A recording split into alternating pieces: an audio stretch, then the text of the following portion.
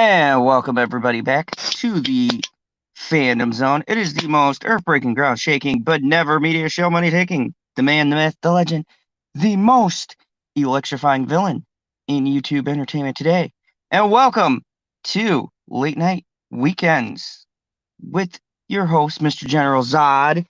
And I will be shortly accompanied by the Fandom Bridge crew. So welcome everybody. And we got some interesting topics tonight. A couple things to cover, a few things happening within the media. Although I have to say, it has been quite interesting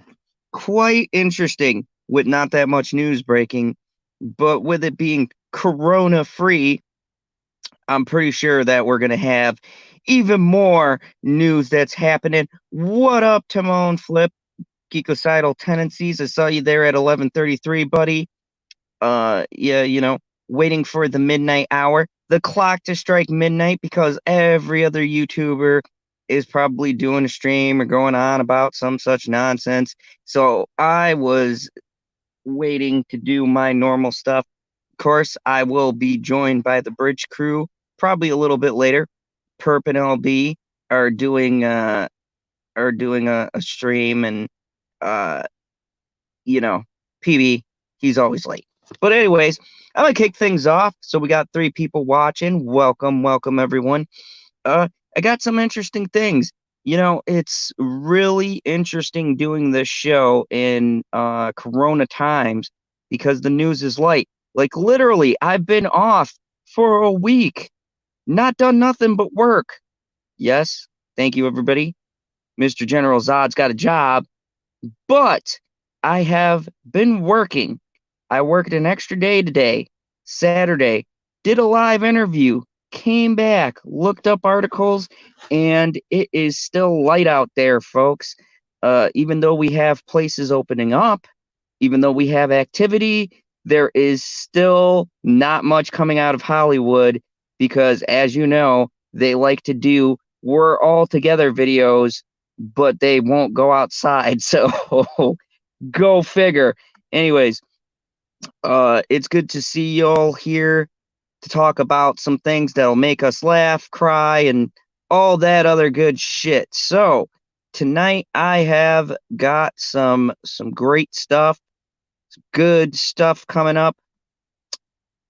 I'm gonna talk about a couple of different people. We're gonna bring up some Lady Gaga, some Tom Hardy. What up, Tara? Good to have you here. And Timon, I feel you. Hey, everyone who's not working during these Corona times, my heart goes out to you. I know I had 2 jobs I lost, 2 of them simultaneously, literally one after the other after this bullshit hit. But good news, I got news from my school, my martial arts school. They're opening June 12th. The theaters are waiting till May because we're getting Black Widow. So they're not going to open up until they have that first movie, and then they're going to open their doors. And you guys should see. You guys should see the uh the guidelines for the theaters. Okay, before I go into my articles, let me tell you guys something. The guidelines for the theaters are ridiculous. Absolutely. I was looking at it today going, do I really want to do this bullshit? Is it worth the free admission price? Because I got to tell you, the stuff they're talking about doing when the theaters open up is absolutely insane. It's just absolutely ridiculous. Tara, love to hear that you did your first camera live. Congratulations, girlfriend. Fights the zombies. Good to see you here. But yeah, the guidelines for the coronavirus, for this pandemic, it's just absolutely positively ridiculous. We literally have Yes, geekocidal tendencies, I agree. Um, the guidelines that they have for the coronavirus is pretty ridiculous. They're talking about they are literally going to have separate people for everything. They will have a person in the bathrooms. They're going to have a person at the soda machines physically giving you soda. Okay. Our machines are self-service. So they're going to have someone standing there to fill up your cup and then they hand it back to you. Fuck that bullshit. I'm glad to be closing. So, no, Timon Flip. We do not have any rectum thermometers quite yet. Uh, this is a guideline, not nationally. This is by the theater chains. So geekocidal tendencies, it depends on what area you live in and what your chain is. Mine is Marcus that I work for. So the guidelines are set by that company. However, it could be if you work for like AMC or something like that, the guidelines might be slightly different. So it varies from theater to theater, but definitely check that out. Also, too, there is a limit on how many people can be there per theater, which is kind of crazy when you think about it. So, if you got a movie like Black Widow that's going to be coming out, that's going to have a huge draw, your typical theater, like I think our one of our theaters, the Majestic, can seat at a busy day about like they have like 8 or 9 shows for the same movie. So you figure like 100 people and up can fit in those seats. So they're going to limit it to about 100 people in that theater. Ours is smaller, so we're probably looking at like 50 people or half of that, which is just crazy. This is going to cut business in half. Uh, Walmart's doing the same thing. Walmart they've been open, but with the guidelines for stores and small businesses or large businesses, Walmart can only have 150 people. And I shit you not, there was someone standing at the doors counting, counting how many people were coming in. It was absolutely astonishing. He's sitting there going, wow, there's literally a guy getting paid money to count how many people are going in and out of the store. And literally only 150 people. I mean, that is ridiculous to try to keep track of. And they wouldn't let you in if they see the guidelines, they won't let you in. It is crazy times out there. So it is pretty funny how this whole thing is shaping up. I don't know exactly where it's all going to go, where it's going to head. But hey, I'm going to keep on bringing you guys the late night news and entertainment. I got the bridge crew.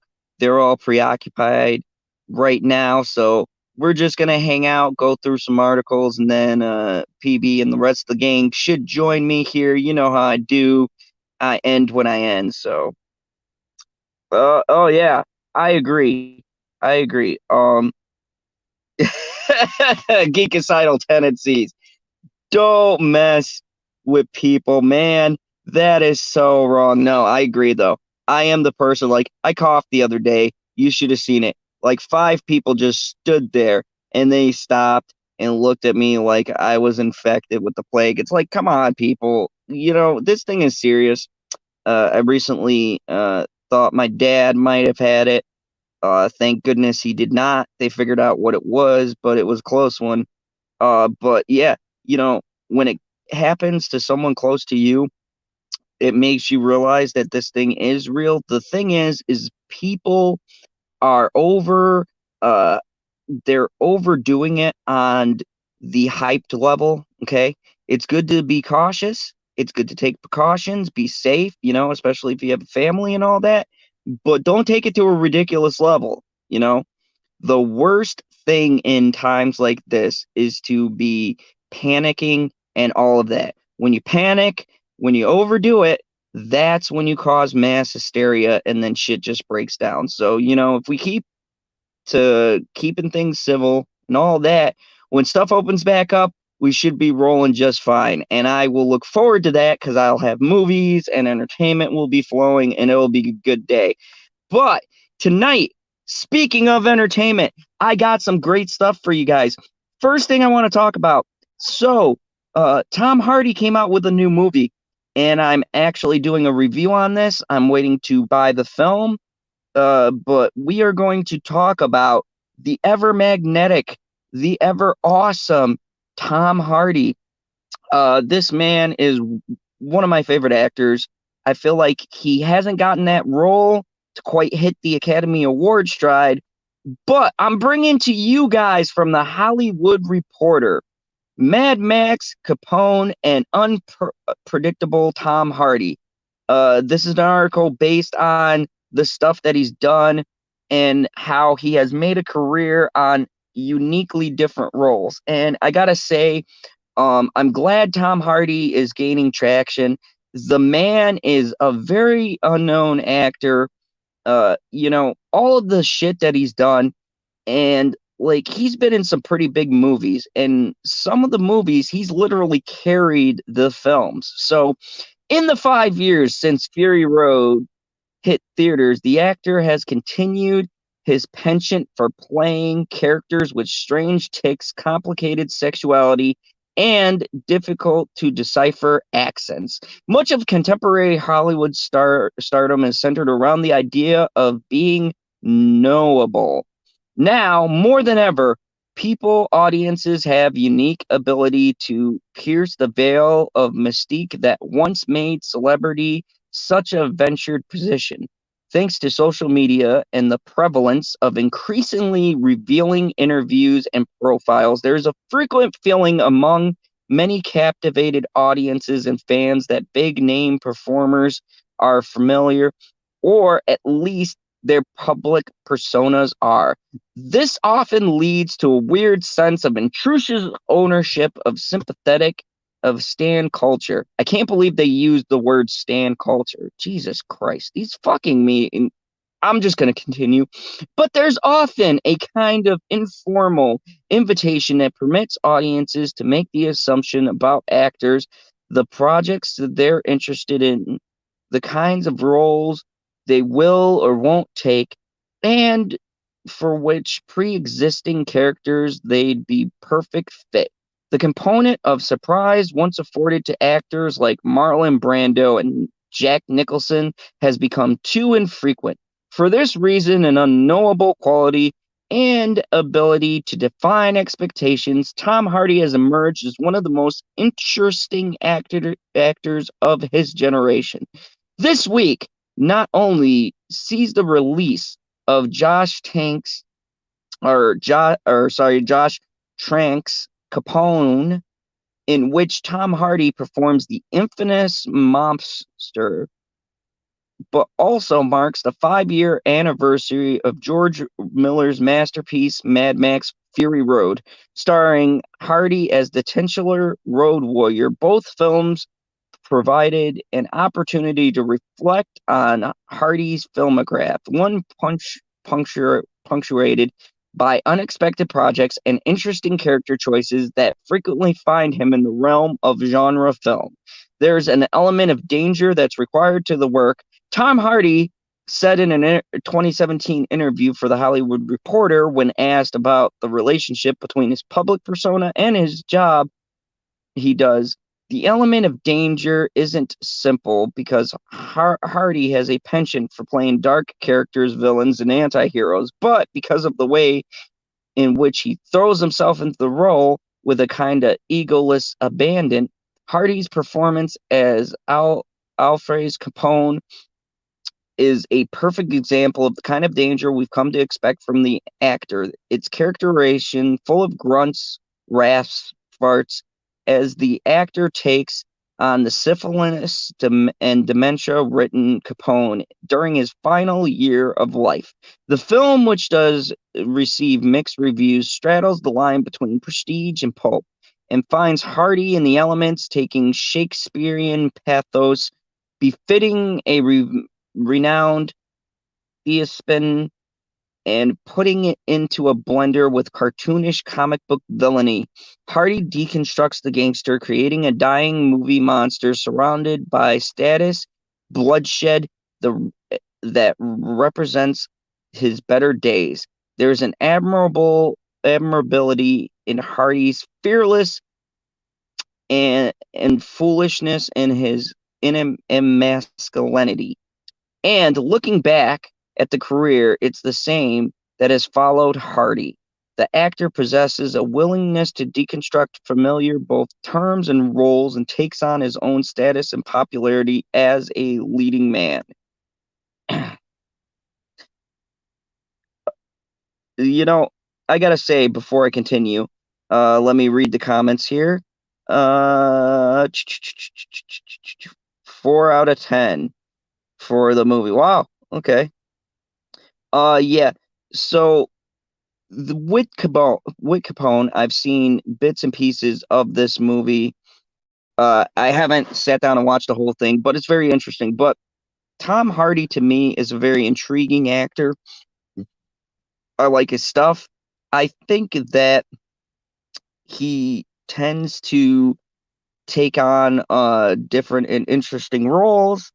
I think that it's good to see actor who challenges himself. And honestly, I consider Tom Hardy like one of the most probably truest actors that we have in the 2020s. So let's continue on here. It says that while Hardy first hit the mainstream from Christopher Nolan's Inception, the actor has also been putting in admiral, largely supporting work on the UK indie circuit for years, and first came on my radar in Nicholas Winding Bronson 2009, which followed the life of British most violent criminal through the lens of surrealism and video theatrics. That's interesting. In the What's interesting is despite the list of low budget films and the Oscar nominations for Revenant 2015 that shaped his career over a past decade, the Hardy who covered himself in petroleum oil as Bronson and the Hardy whose Capone defecates himself twice are the same. In years separating the two performances, there is a no sense of an actor who has decided to use his clout to only take certain type of films and only work with specific names. There is no sense of him trying to retain celebrity of Tom Hardy. In fact, when Hollywood has tried to put him in a box and package him as a sex symbol capable of playing the average guy like ill-fated rom-com, This Means War, which Hardy called a miserable experience, the actor has ventured further outside of the lines of exposition, taking on film and television projects that allow him to break down the seeming boundaries between leading man and character actor. Looking through his filmography, it has become clear that Hardy is uninterested in playing average, even when starring in small dramas like Lock, The Drop, Legend, and awards season fare like Warrior, Tinker, Tailor Soldier, and Lawless. The actor has a penchant for playing strange tics, complicated sexuality, and difficult to decipher accents. None of these characters feel the same, but they do feel unified by Hardy's ability to push against the ideas of any of them could fit into a type and be casted at any number of actors. With Hardy, there always seems to be an off kilter and a bit different from whatever the audience imagined. This has served the actor particularly well when it comes to genre films and fictional characters who already have an established fan base and expectations. Hardy has also carved out a home for himself in genre films, being from being with his Hollywood breakout in Star Trek Nemesis, in which he played the villain, a clone of Jean-Luc Picard. Even in his early roles, Hardy pushed back the expectations and little to imitate Stewart's expressions, mannerisms, emerging as his own take that feels both charismatic and unfamiliar. 10 years later, Hardy would prove his ability as a villain in Christopher Nolan's The Dark Knight Rises as Bane. When it came to Mad Max Fury Road, he was taking on a character defined by 3 films, and Mel Gibson. Hardy took a similar deconstructive and revealing approach. There's no limitations of Gibson on his Max, and Hardy doesn't even attempt an Australian accent, a sticking point a few fans of the character. There's a debatable aspect of whether or not Max is the character of, or if it's actually Friezo Charlize Theron who receives the majority of the action, emotional beats, lines, dialogue, even taking on the iconic figure as Mad Max. Hardy doesn't give us the character we expect, but the character that best serves the film. Hardy denies Max a traditional sense of masculinity, best showcased in scenes where Max offers himself a steady foundation for uh, Furos to take a shot he couldn't make. There is a pedestrian upon the character that is placed for Hardy, allowing him to vanquish any need to fulfill expectations beyond the films. Even as the title character, Hardy finds his element of danger essential to becoming a supporting player, a survivor who understands the means for survival. There's never any telling where Hardy's career will lead him, and while many projects seem to dictate by audience desires or fan expectations, Hardy consistently shrugs them off. Even now, while in the midst of his next theatrical release, Venom: Let There Be Carnage, the actor is back in the danger zone, trying something new as a returning guest in the British television show Chibi's Bedtime Stories. Tom Hardy's desire to perform work excites him. It excites him.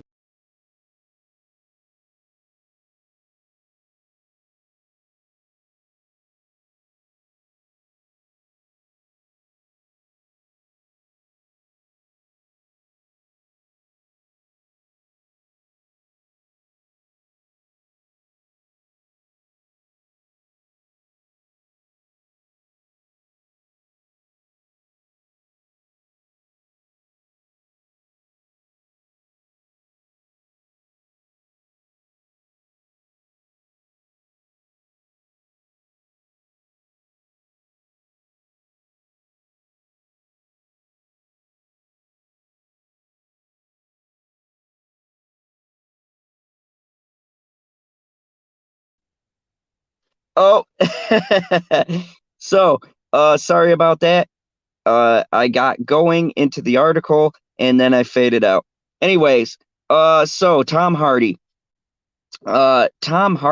seems to be doing some roles that are unconventional. Tom Hardy is one of my favorite actors. I want to bring him up tonight, get everybody's thoughts. What do you guys think of this stellar actor? Me personally, I've always liked Tom Hardy's works. I think he's one of those rare talents that you know he seems to have a wide range. I really appreciate character actors and all of the stuff that they do. There's a lot of great actors who I feel um, go unnoticed.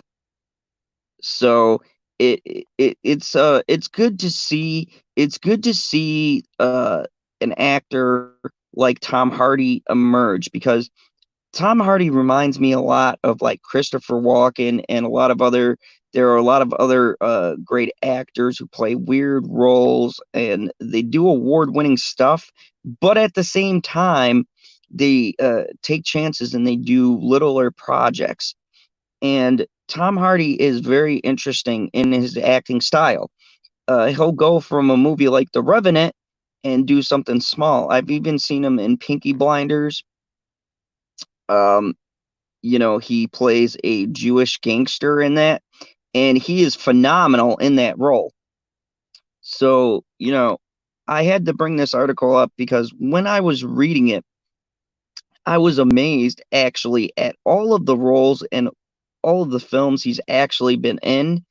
I mean, he's even been on kids shows. So, I mean, he's in the UK doing some kind of child show, and then he jumps into that. He comes to America. He does Spider-Man. He jumps from Spider-Man. He's got a contract for the next Mad Max. He did this small film on Al Capone. This guy is all over the place, doing all different roles. And it seems that he does a movie or he plays a role because he likes doing it. And, I think that's what makes Tom Hardy such a unique actor. In Hollywood today, it seems a lot about the paycheck, right? How many shitty movies do we get a year? How much bullshit do we get out of Hollywood? And let's be real, it's because directors, writers, actors, they're all about the money. What's up, Curtis? Good to see you. Just chilling tonight, late night talks. I'm drinking my Monster because I've had a long week. I've worked Monday through Saturday, 5 in the morning until 2:30. Today was like 11:30, but I'm still here chilling with you guys at a live stream earlier. And what up, Jamie Vick? Good to see you here. But yeah, Jamie Vick, range, right? Range. Tom Hardy has an amazing amount of range. Right, Curtis? These late nights, you got to have Monster. But anyways, yeah, Tom Hardy has an amazing amount of range. And why I bring this up is because during this Corona times, right, we've seen actors on their ass, projects shut down, right? Big Hollywood budget films, but yet this man just released a movie, just brought Capone. I haven't watched it all the way through. Um, but I brought the movie, and it's astonishing that he's still releasing shit during this time. He already had 2 or 3 projects ready to go and done. So this man's constantly moving. Uh, and yeah, Tinker Tailor was good. I mean, this man is constantly moving. He's constantly evolving. And look, this is what the Hollywood star should be. Okay, don't get me wrong. I love my big budget, big action, shit exploding films, but I also respect the actor who is in touch with the craft. And that is what we're missing, folks. I mean, look at the stuff we talk about, look at the stuff we're passionate with, the franchises. I feel like we have lost the realism of films because of the fact that a lot of these actors are not willing to do these things, right? They only go back to smaller budgeted movies when either A, they have a project that didn't go well, or B, they want to break out of a role they've been boxed in. Perfect example. Look at oh, why am I blanking out on who plays Harry Potter? Great actor though, right? With Harry Potter, that role boxed them in, right? But then over time, there's been different movies and things like that. And now you're Daniel Radcliffe. There you go. Boxed in by Harry Potter. And I love those movies. But now Daniel Radcliffe has done several different movies. I just brought a movie that Daniel Radcliffe did called Guns Akimbo, which was excellent. I'll have a review on it. But he broke that mold by doing independent films and sort of shifting his image, right? But stars today aren't willing to take different ranges of roles because stars today are shit. They don't have they're these people that are plucked out that clearly have limited acting range. and as such, they can only be casted for certain films, and they do mediocre at best. And it's amazing for me to see someone like Tom Hardy who can literally fit any type of role.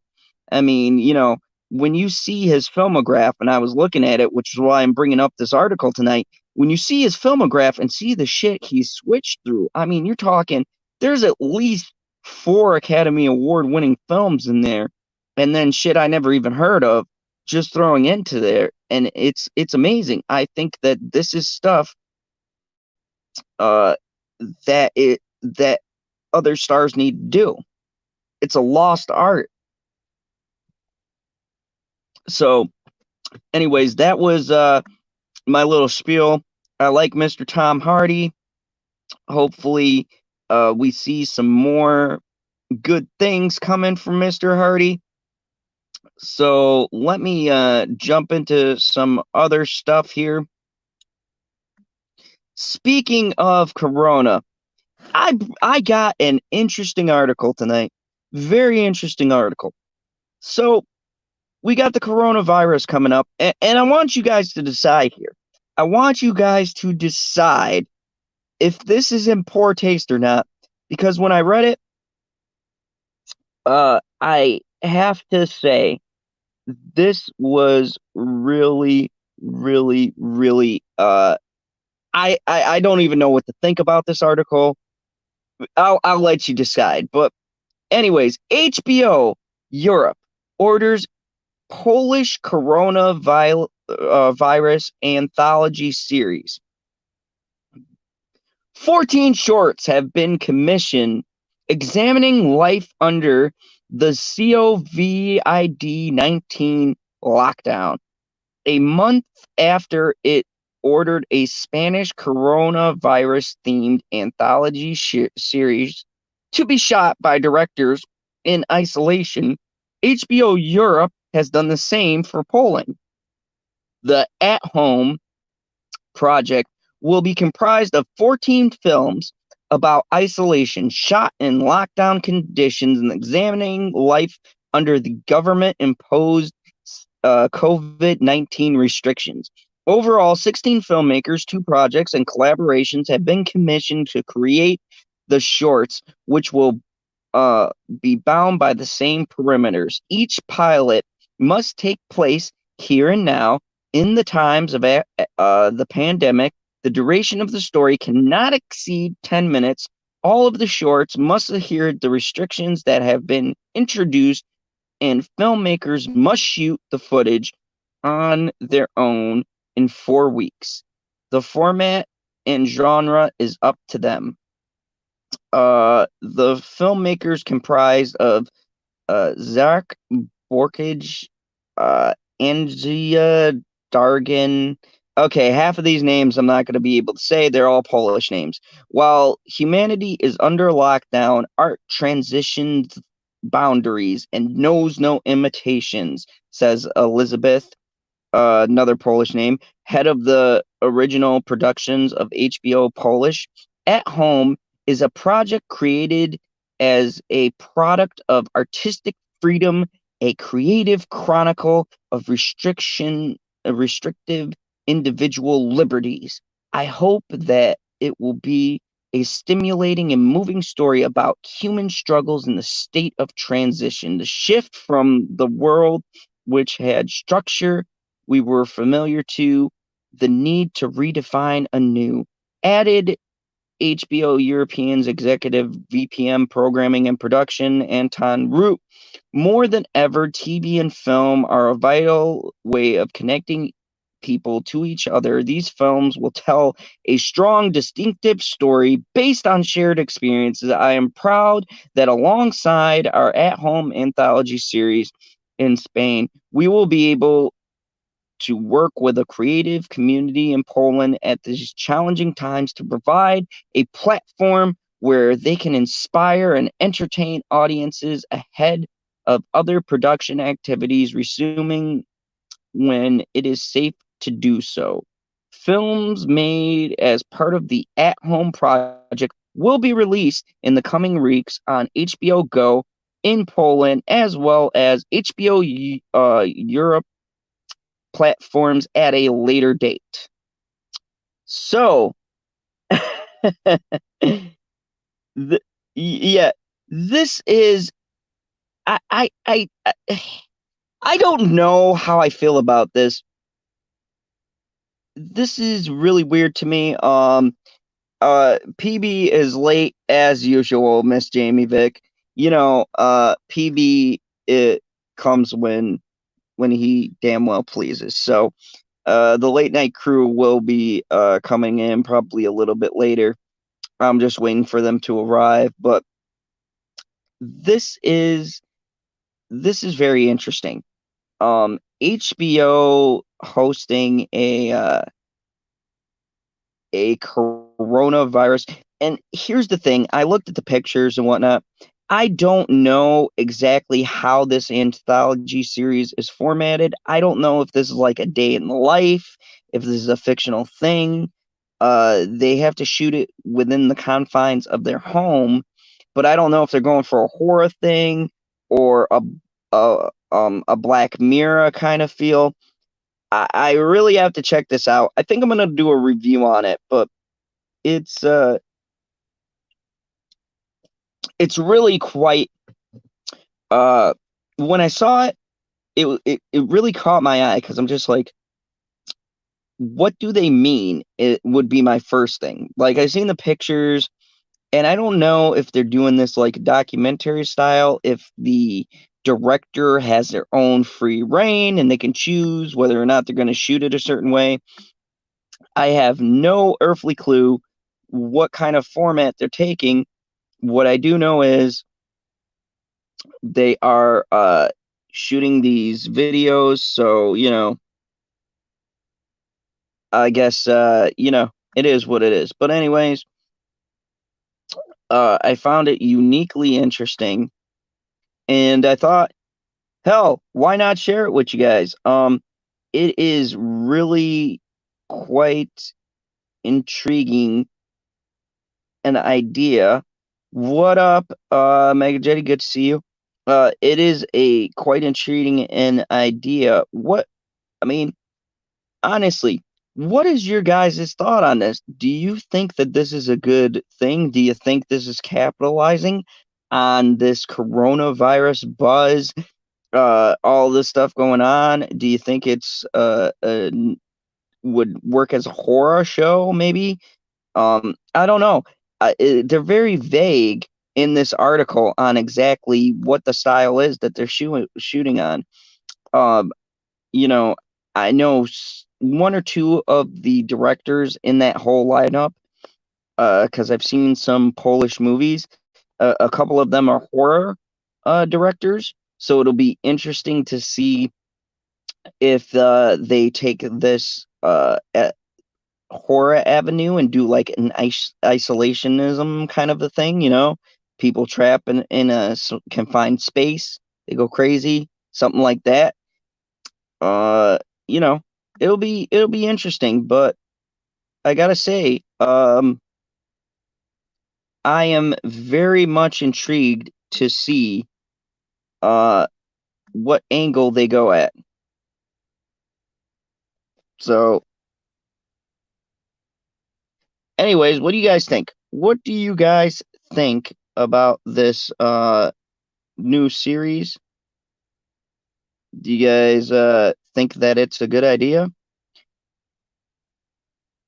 Yeah, yeah.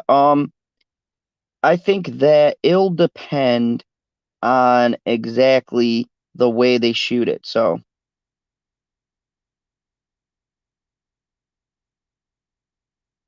yeah, Jamie Vick, I'm glad you bring that up. Jamie Vick, let me just highlight that comment. She says, "So it's not enough that we have to go through this, but now we have to watch someone's interpretation of what we're going through." And that is, I'm so glad you bring that up. That is another point to this.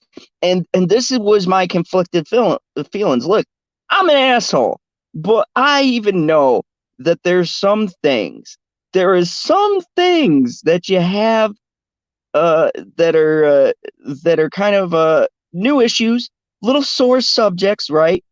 There's certain things you shouldn't bring up, but this here is still happening. We're still going through this whole epidemic, and it's like, to film it, I feel like there would be some people who feel like Jamie Vick is talking about, like, hey, we're going through this, and now I have to watch this asshole doing an interpretation of what my life has been like dealing with this coronavirus bullshit. Uh, Tara, what up? We're talking about HBO Poland is working on a isolationism series, and we're discussing our feelings about what we think about this. What do you guys feel? Go ahead, let me know. I mean, do you think it's too soon? Do you think it's too soon for these directors to put their artistic spin on what we are feeling during these times of being stuck at home, so to speak? Um, it's I think it's going to have a very split decision. And keep in mind, this is HBO Poland, so I don't know what the fucking audience or demographic is. I know that I've seen a lot of HBO Spain shows. They're kind of incorporated in the HBO package, so I've watched. I can't remember the name of it, but it was a weird show about a serial killer. It was really good. It wasn't really that bad. They do have some good foreign stuff, but I think that tackling this, making a whole series on isolationism is really, really touchy thing. I do tend to agree with you, Tara. Uh, you know, I don't know if it's a reality series. I don't know if they're doing like an American Horror Story, because when I think anthology, I think like Twilight Zone, Outer Limits, American Horror Story, those kind of things. Black Mirror, that kind of stuff. And there's going to be hundreds of thousands. Once we get out of this, you guys watch. Mark my words. Mark them on today. There is going to be an assortment of movies, shows that are going to do shit about Corona. We are never going to hear the end of COVID-19. Uh, but to bring it out this soon, people are getting ready to be out. We're getting ready to be out, start walking. I took a walk today with the girl. It was nice and refreshing, relaxing. I ate a fucking sub outside of the restaurant, because apparently we still can't eat in restaurants until next week. But yeah, so I don't know if making a show that reminds people of these 3 months or 4 months we've been fucking locked up is the best course of action. Because, right now, people are glad to just get the fuck out of the house. So I'm on the fence. I'm really on the fence about this. I think they should wait to uh, to release something like this. So, and don't worry. If you're wondering, Mr. PB will be joining me shortly. He's doing some stuff, so we're gonna keep on rolling. But I'm having a good talk with you guys. I like the interaction, especially the feelings about this, because this article in particular really got me. I got to be honest with you guys. I don't know how I feel about these companies capitalizing on this so soon, especially considering we're not exactly out of this crisis. We're just starting to get restaurants open. We're just starting to be able to go out. We're just starting to be able to do things. Why the fuck would you make a show that reminds people about what we just went through? It's kind of asinine and a little bit too soon. Yeah, I agree. I do agree with that, Jamie Vick. Uh, so you know, I think that them them doing a show that is based around a virus that hasn't passed, that's a ballsy move. It's definitely a very big gamble. And I got to be honest with you. I'm going to be curious to see how many people actually tune in and fucking watch this thing. Because I don't have HBO Poland. I didn't even know fucking HBO Europe was a thing. I didn't know it was a big thing that people watched. Didn't realize that was had so much buzz. I know HBO Spain, believe it or not, HBO Spain is actually kind of a big thing. They do have some hit shows, but HBO Europe was never really on my radar. It'll be really interesting, very interesting to see how they approach this. So, anyways, yeah, tell me what you guys think. Are you willing to see a show about isolationism? Do you guys want to see a show that's an anthology series based around the COVID virus? Because honestly, I've seen enough of family members and shit. I don't need to see a show that reminds me of being stuck in the fucking house with a bunch of people. So, yeah, Curtis, I agree with you. True Blood was a show that I loved to watch. It did have a shitty ending. And good point, Curtis. This is another thing. HBO starts off with really good shows and then they go straight down the shitter. Game of Thrones, a lot of different shows, Sex and the City, Oz, The Wire. They've had so many good shows and what the fuck? They all just wind up sucking towards the end. Timon Flip says, that I believe that even Polish people don't have HBO Poland, not with this kind of show, well, not with these kind of shows on. Yeah, yeah, I would believe it too, dude. Swear to God, I did not know there was an HBO Poland. Look, I know a Polish family that I teach in my martial arts school, like straight from Poland. They speak the language and stuff like that. Never knew this was a thing. Um, and apparently, with them launching a show like this, I don't think that will get them off the ground. We have Megajetty said, I'd rather HBO bring back Curb Your Enthusiasm. Actually, they did have another season of Curb Your Enthusiasm. Megajetty, check it out. They did bring that show back for a little bit. It was a shorter run though. So it'll be interesting to see. And also too, this is what HBO Go is launching. So one of the first things that HBO Go is bringing as a new series is this COVID anthology series. And it's weird, they don't even have a name for it. The Spanish version has the At Home Project, and then this one is Untitled. So it'll be very interesting to see whether or not this even gains any traction. I'll be keeping you guys informed because this is one of those articles that I love to get my hands on. So it'll be very intriguing, very interesting to see exactly what happens with the show. And I'm pretty sure if you weren't a fan of HBO, this isn't going to get you on board to watch it again. Um, you know, they're a hit or miss for me. It's whatever. But let's go on to my next article. I got a few great things that are actually coming out of Hollywood. Let's talk about Timothy Olyphant. If you guys don't know who that is, he is one of my favorite actors. He was in a show called Justified. If y'all ever see me wear the cowboy hat, yeah. Uh, there is the show Justified.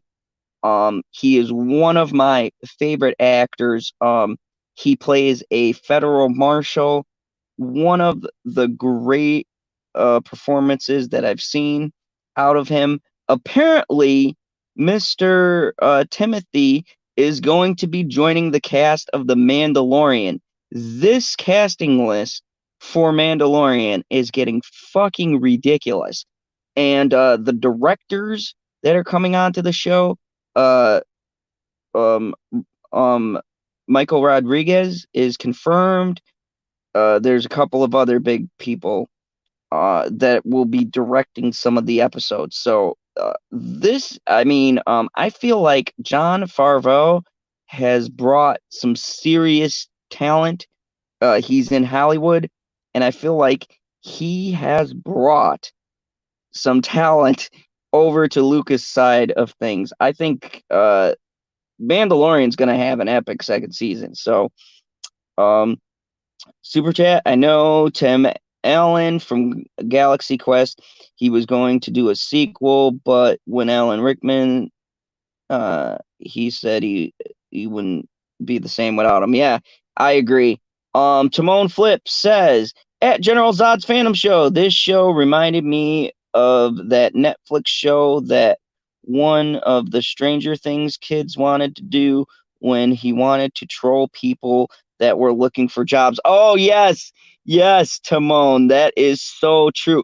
Man, I can't believe that he would even come up with a show like that. So ridiculous.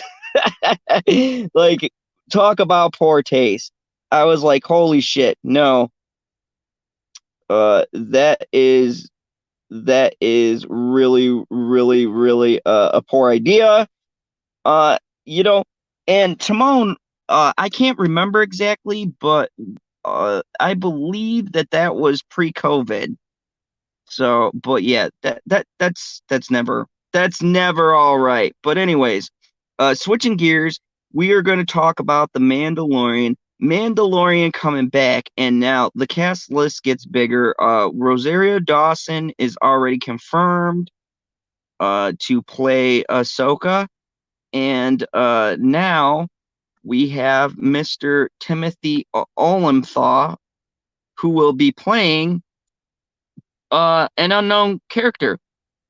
So, I just pulled up this article, and it says the Justified actor will appear on Disney Plus's show's second season. Timothy Olyphant is the latest actor to be captured by the Mandalorian. Olyphant, who most recently starred on Netflix Santa Clarita Diet, will appear on season 2 of Disney Plus's series The Mandalorian. Multiple sources tell Heath Vision. It is unknown if the actor will play a new character or returning as a new guest. Mandalorian has finished shooting under the veil of secrecy, but certain actors and names have leaked out. Terminator star Michael Biehn will be involved in the new season. Wow. The Hollywood Reporter revealed that Tamario Morrison will return to the Star Wars galaxy and playing fan favorite Boba Fett, or at least someone under the familiar suit. Lucasfilm and Disney had no comment. Mandalorian Season 2 is slated to bow in October on Disney Plus. Directors such as Alita Battle Angels, Robert Rodriguez, and Ant-Man's Peyton Reed have joined returning director Dave Filoni and show creator Jon Favreau, who are also directing an episode. Olyphant seems like a good fit for the gunslinger world in which the Mandalorian jetpacks around. The actor gained a following playing the sheriff in HBO's revered Western Deadwood and a tough lawman in Justified on FX, which ran for 6 seasons. Yeah, so that's it. So, man, I am super excited. Yes, Kyle Reese is going to be on The Mandalorian.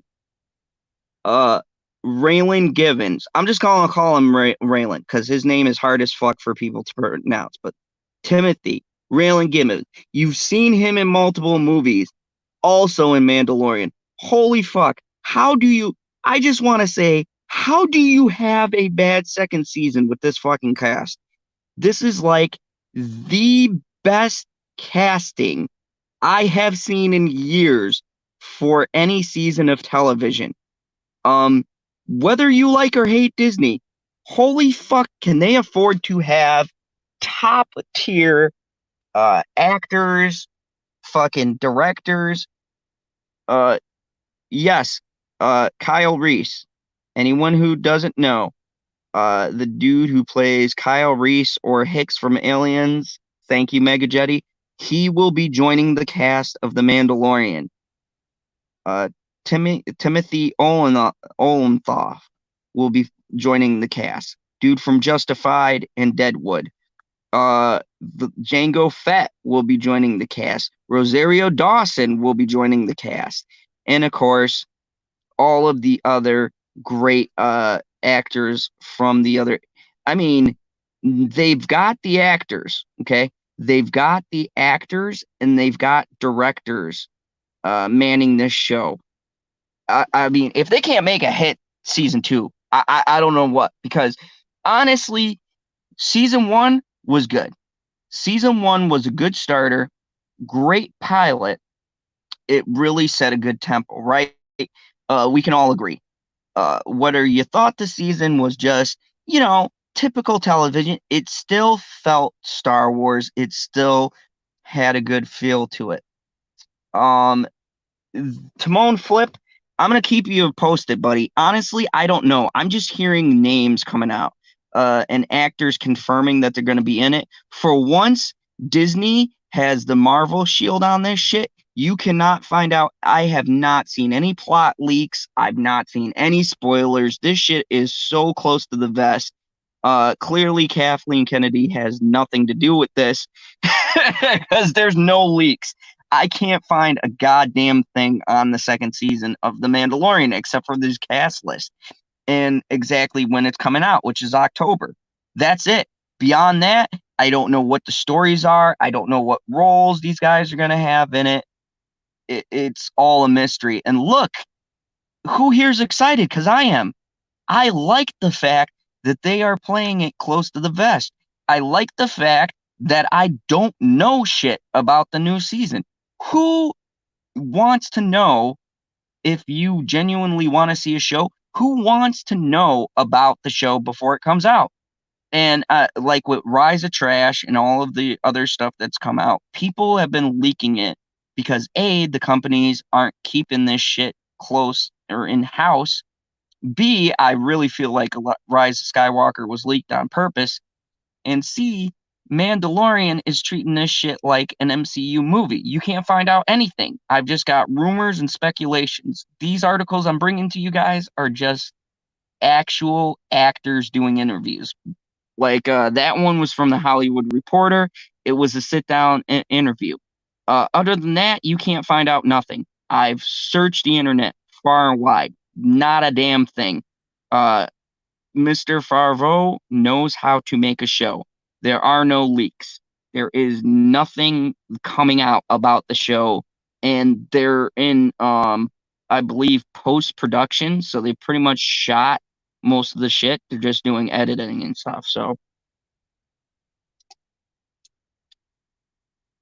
y- well, no, Mega Jetty, I wouldn't agree with that.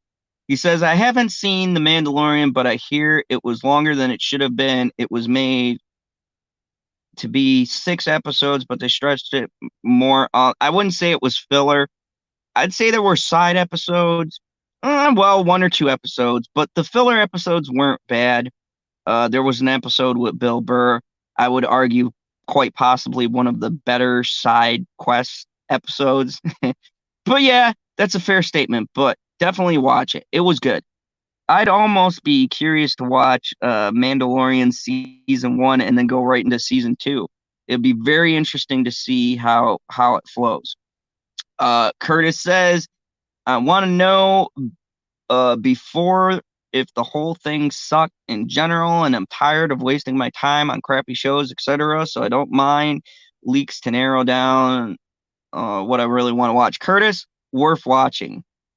Yeah, not with Mando. This was a good show. Uh, this was definitely Timon. I don't fall into that group because the sequel trilogies were crap. I won't watch other stuff. Mandalorian was good. Clone Wars season 7 was very good, especially towards the ending. Um, you know, it's one of those things where geekicidal tendencies, no spoilers. No, that was cute. No, I think that the Mandalorian, Jon Favreau is very good director. He knows what we want to see. Dropping Boba Fett in and using the guy who played Jango Fett to do that, that you know, Dave Filoni and Jon Favreau feel like they got what Star Wars is in its entertainment. Like, yes, it doesn't feel like OG Star Wars, but it still feels like it belongs in the Star Wars universe. The fact that they're set in the sequel trilogy universe, but they're disregarding a lot of that shit. I'm pretty happy about. I did hear rumors they wanted to make it intersect with the sequel trilogy. That does make sense. Whether or not they do that, I don't know. They're connecting more with the Clone Wars and shit like that and the original Star Wars, like that timeline, as opposed to the sequel trilogy timeline. So we'll see. But yeah, Curtis, don't make up these theories. I mean, he does kind of look like Luke Skywalker. I can see him pulling it off.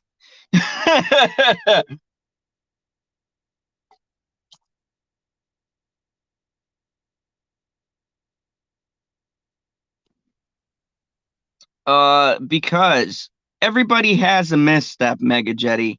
All right, and we still don't know what the Mandarin actually looks like. According to him, that Mandarin was a fake out. And hey, I gotta be honest with you, I like Trevor. I'm with PB. I love Trevor.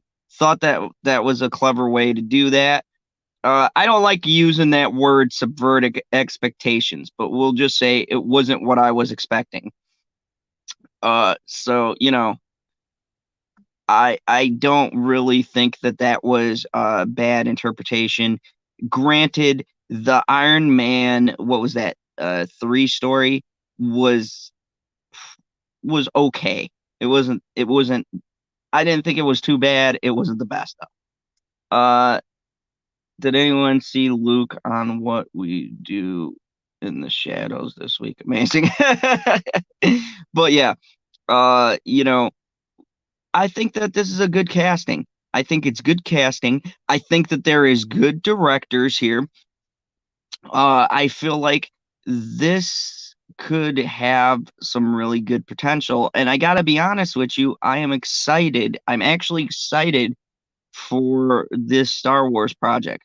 There's nothing else new coming, thank God, from the Star Wars side. They're not messing with movies. No one gives a shit about their comics that are coming out. None of that.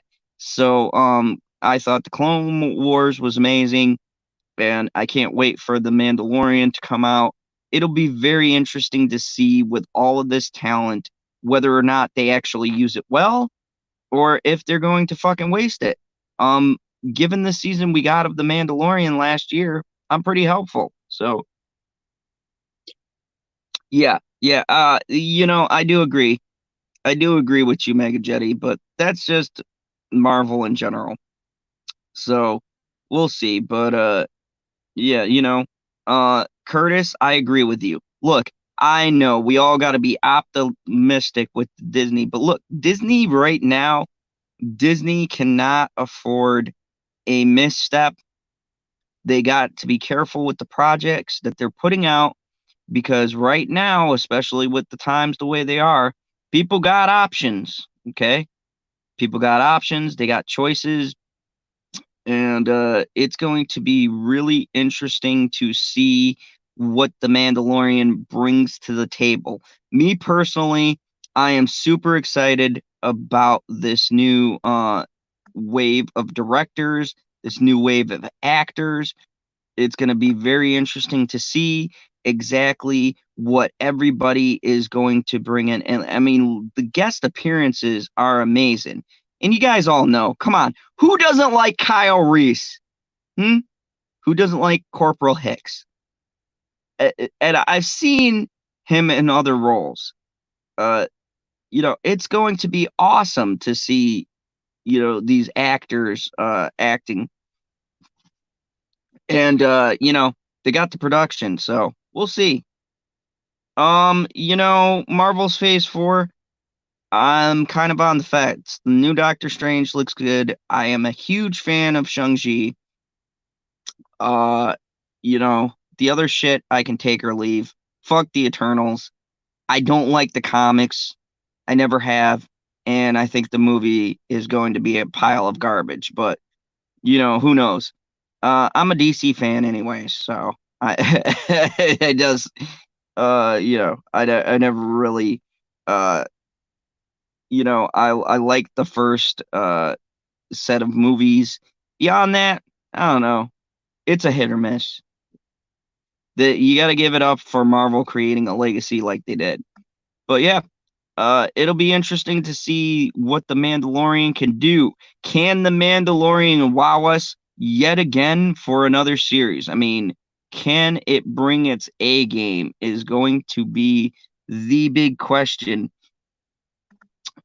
I think a lot of people are going to be wanting a little bit more. A lot of the reviews were pretty constructive on it, so it'll be good. It'll be interesting for me to see. Here's my big thing. Okay, here's my big thing.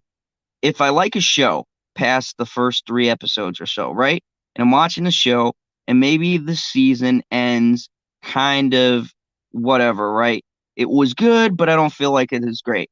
I like giving a I like giving a bit of another shot to see exactly where the arc can go. So it'll be interesting to see if they are going to push past what they did in the first season, or are they going to play it safe and do another season like that. It'll be interesting to see. At General Zod's Phantom Zone, then what about Flabby Pattinson? Look, uh, Robert Pattinson is not flabby. Seen them pictures. I'm excited about the new Batman, and you guys are crazy if you don't think he's going to make a good Batman because he is a great actor. Okay, you take him and any other people in that Twilight series, and you tell me who's the better actor. Come on, Kristen Stewart, Tyler Lautner. Come on, who's the better actor? You know. All right. You know what? I'm glad you brought that up, Simone Flip. Actually, I'm glad you brought that up. Look, Robert Pattinson has done a lot. He has done a lot to distinguish himself from those films. And look, here's the thing. What he did is no different than what any of these other people have done to get their name out there. But here is the difference. Robin Pattinson can act. I can name at least 5 movies he's done since Twilight that have been great movies. He has distinguished himself above this pack of people who've came, out of that film. And once again, Kristen Stewart had a chance to do the same exact thing, but proved one very important thing: she cannot fucking act. Whereas Robert Pattinson has now done 4 or 5 movies that I've seen that have just been astonishing. Now, look, I hated that movie, The Witch. It was critically acclaimed, thought it was trash. I'm sorry if anyone liked the film. I thought it was absolute horseshit garbage. But the same director wrote this movie and shot this movie, Lighthouse. Everybody kept telling me, watch this fucking movie. I was kind of like, black and white. I don't know what I think. That movie, to see Willem Dafoe and Robert Pattinson side by side, and Robert Pattinson actually up there performing right on that level. Holy fuck. That is where you see the range that Robert Pattinson has.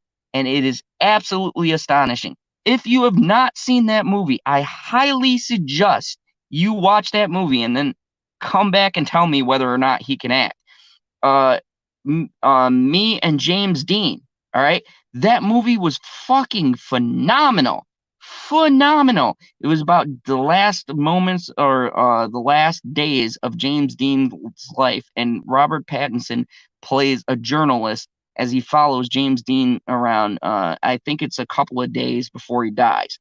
I mean, his range, his range. Okay, I need to show you visual. His range used to be here. Okay, this was Twilight Pattinson. Give it to you. Okay, this is Pattinson now. All right, all right. He is up here. He's upped his game up here. Okay. Uh, yes. Thank you, Curtis. Remember me. He is he is gotten so much shit for that movie. And keep in mind two things. One, that book series was written by a chick who, and I quote, Stephen King said, writes on very basic fundamentals of writing. And two, it was a teen flick movie. Okay. And, it's like that whole movie, besides a few other actors who've been in other shit, and they really were bored probably that day. I mean, Dakota Fanning, you know, she just was bored and decided the movie. But, they, none of them have survived the onslaught of that film. Okay. Or it it has come out that they have little to no talent. Pattinson, on the other hand, not the case. He went on the small independent film circuit and fucking crushed it. Crushed it. The shit I've seen him come out with, it's like I never knew. I never knew he could act. I would put it right with like Shia LaBeouf, right? Look at what Shia LaBeouf did. He did Transformers. He did that fucking terrible Indiana Jones movie that should be fucking burned, right? He did Eagle Eye. You guys remember Eagle Eye? Good. You shouldn't remember it. That movie was a fucking pile of shit, right? Disappeared for a while. Just did two of probably the best movies I've seen, Peanut Butter Falcon and that other one, which is basically a story about his life, right? The difference between actors that are just fly-by actors and then people who are grossly underestimated is that because of a certain role, they get put into a position. Look at Daniel Radcliffe. Daniel Radcliffe, that dude has range. But because of Harry Potter, and because he did such a great job as that character, he has such a had been so pigeonholed in that role. And then like look at him now. The movie Horns was really good. Guns Akimbo, I love. There's a lot of people who just do a role and they get held into that box. And I mean, credit to them, they did a good enough job to where we only picture them in that role, but it sucks because it really limits people's ideas of who they think can actually act for the role. And yeah, Jamie Vick, I do agree. He does have to be in good physical form, but you know how the media is. How many times? Okay, let's go to uh, tabloid newspapers and things like that. Okay, when these people shoot pictures and things like that, we know how the media is. They're always looking for that angle. They want to catch that angle to stir shit up. Okay. I do not think that Robert Pattinson or anybody for that Batman cast, considering this is supposed to be like a year one Batman, this is going to be Matt Reeves wanting to make his stamp, right? He's following Christopher Nolan He's following Tim Burton. He's following a lot of great directors, right? I don't think he's going to have a flabby Batman. I don't see that happening. I don't see a director who wants to make their stamp on a franchise going to fuck up that big and not do a character right. Now, don't get me wrong. I was wrong about Star Wars, but I don't foresee them messing up this with all of the hype and whatnot built around it. So then again, I could be wrong, could be off base, but also too, the tabloids feed into a lot of the shit. They want to stir the pot. They want to get people doubtful. I mean, all right. Let's rewind the clocks back.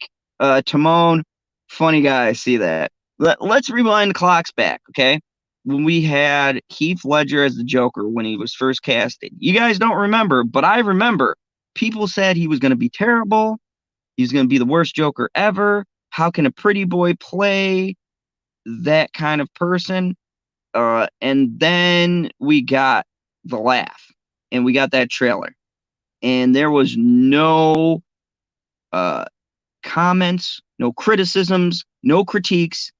Everybody was then immediately wanting to see the film. So, Jamie, Vic, Timon, you guys, I would say the biggest indication of what this film is going to be, honestly, I think the biggest indication is going to be the trailer. I think that trailer, that whatever the first trailer is that they release, is going to either make or break this film. This is going to be one of those films where the first trailer is going to really set the tempo of what we are going to see out of this Batman film.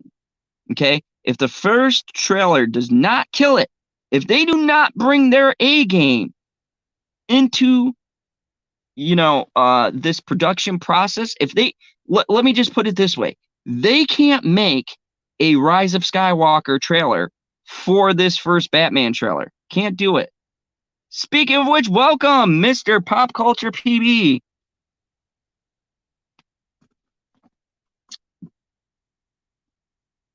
But yeah, Can you hear me now? Yes. How about now? Good. Of course, everybody wanted to see that Batman movie. It's the greatest one of all time. Yeah, you know how the media does. There's a couple of pictures floating around now with Pattinson has some flab, and they're like, "Oh my God, how is he gonna play Batman?" And I'm like, "We're in the Corona crisis. Who doesn't have a little bit of flab now?" Well, not me. I work out every day, but the last time I checked, Batman's superpower, at least from the last movie we saw, was he's super rich, not he's super in shape. So he'll be fine. If people forget, billions of dollars will buy you a personal trainer. Damn right. So I know you've been listening. I've been holding things up for an hour. So thank you, everybody. While Mr. PB was like Batman coming to my rescue. So I was ripping off myself. Hey, I was chatting with my cousin. It doesn't happen every day that I'm farther south on the map than you. Yeah, and I understand. Well, with this coronavirus shit, you want to get as far as possible. Yeah, I'm in fib country. I had to do a little electrical work. Jesus. That I don't. There's a good joke. There's a good joke there somewhere. I just haven't landed on it yet. Give me time though. Well, I'm just glad that you can hear me because I forgot my frickin' earbuds at home, so I'm running on speakerphone right now. So if we got like one or two people that join us, if frickin' Perp wakes up or something, it might be a little tricky. Oh no. Perp is running late because apparently talking about Nelly and Ludacris battle is more important. I would be They're still pissed, but talking about that? I mean, to be fair, it is Nelly versus Ludacris. I'm not I gonna thought it lie. happened like 3 days ago. That should be talked about for years. I mean, Nah, we're man. talking. Yeah. I mean, it'll be talked about until the next time Takashi 69 has to go to prison and he rolls on someone else.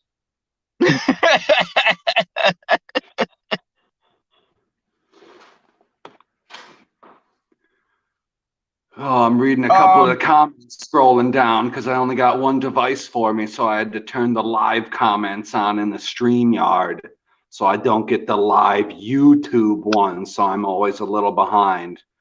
Jamie Vick said the trailer will be important, but it sounds like you're focusing too much on the acting and not enough on how credible he will be as Batman physically. That's because Batman wears a suit. Exactly. And you know, I'd like to point out something. Jamie Vick, I 100% am enjoying your comments. You're bringing up good points.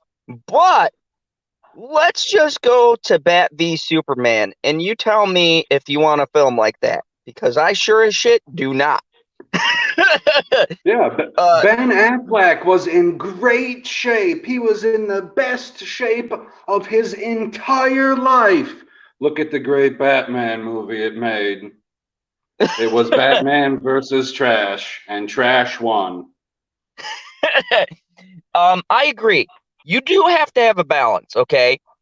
But it seems to me this is a problem Batman wide, okay? You have either Batman in peak shape and the movie is shit, or Batman slightly not his best and it's a great movie. Let's all you Batman fans, let's rewind the clock back. Let's go to Tim Burton. Now, I gotta watch this again, but I'm pretty fucking positive Michael Keaton is not fucking buff in that movie Dude, whatsoever. Michael Keaton has one ab. Like, One. He's got a oh, solid one pack that entire film. Not a single person talks about Michael Keaton ever being in shape for Batman because he has toys. and Jamie Vick, I agree. The suit doesn't give him the powers the billions of dollars do. No, no, I understand what he's saying by the suit doesn't give him his, let's call them ninja powers, I guess, or his oh, what would you call it? All of the training that he's gotten through the League of Assassins and Ra's al Ghul and all of that stuff. Like, okay, I understand that, but we're talking about I don't know exactly how much training he has if this is supposed to be Batman year two. Yeah, he's pretty much hasn't gotten, let's say, the street experience down, but he's still trained by the League of Shadows in year two. It's just Okay. he gets to Gotham and it's sort of like the beta test. Sort of what Batman Begins was, but sped up. They sped it up in So Batman Begins. he has the ability to, let's say, fight with grace and still look like Thor from Endgame. Yeah, we're on that kind of Because there's no way that Robert Pattinson, by the time that they are filming his scenes for this movie, because I don't think that they're filming any scenes for this movie right now while the world is shut down. Granted, it's opening slowly. I don't think they're filming shit right now. How long does it take for somebody who's working for Warner Brothers and on top of it is a millionaire all by themselves. How long does it take for somebody like that to get in shape if they're, let's say, 20 to 30 pounds overweight? Because we're not talking somebody who's like morbidly obese. It's not like he's going to have to lose 100 pounds. He's just going to be a little out of shape. So what? It's going to take him a month, maybe only a couple weeks if he's like really busting his ass, because Warner Brothers Studios, Bugs Bunny is going to come in there and be like, hey, I just harvested all my carrots. They are for you. Get the fuck out of here and start working your ass off. Yeah, yeah, and I want, I do agree. I am focusing a lot on the acting because I want the acting to be good, and I understand at the same point the physique, but I think that there you can always supplement that physique kind of look these days. I mean, okay, take 300, right? Everybody was so impressed. There was a fucking 300 workout and stuff. Some of those abs, come to find out, were fucking spray on. Okay? Some of the guys didn't have those fucking abs. And it just. None of those, dude, none of the people in that movie had the abs that they were showing. Yeah, some of them might have been in shape, but they still had something sprayed onto them to accentuate the features.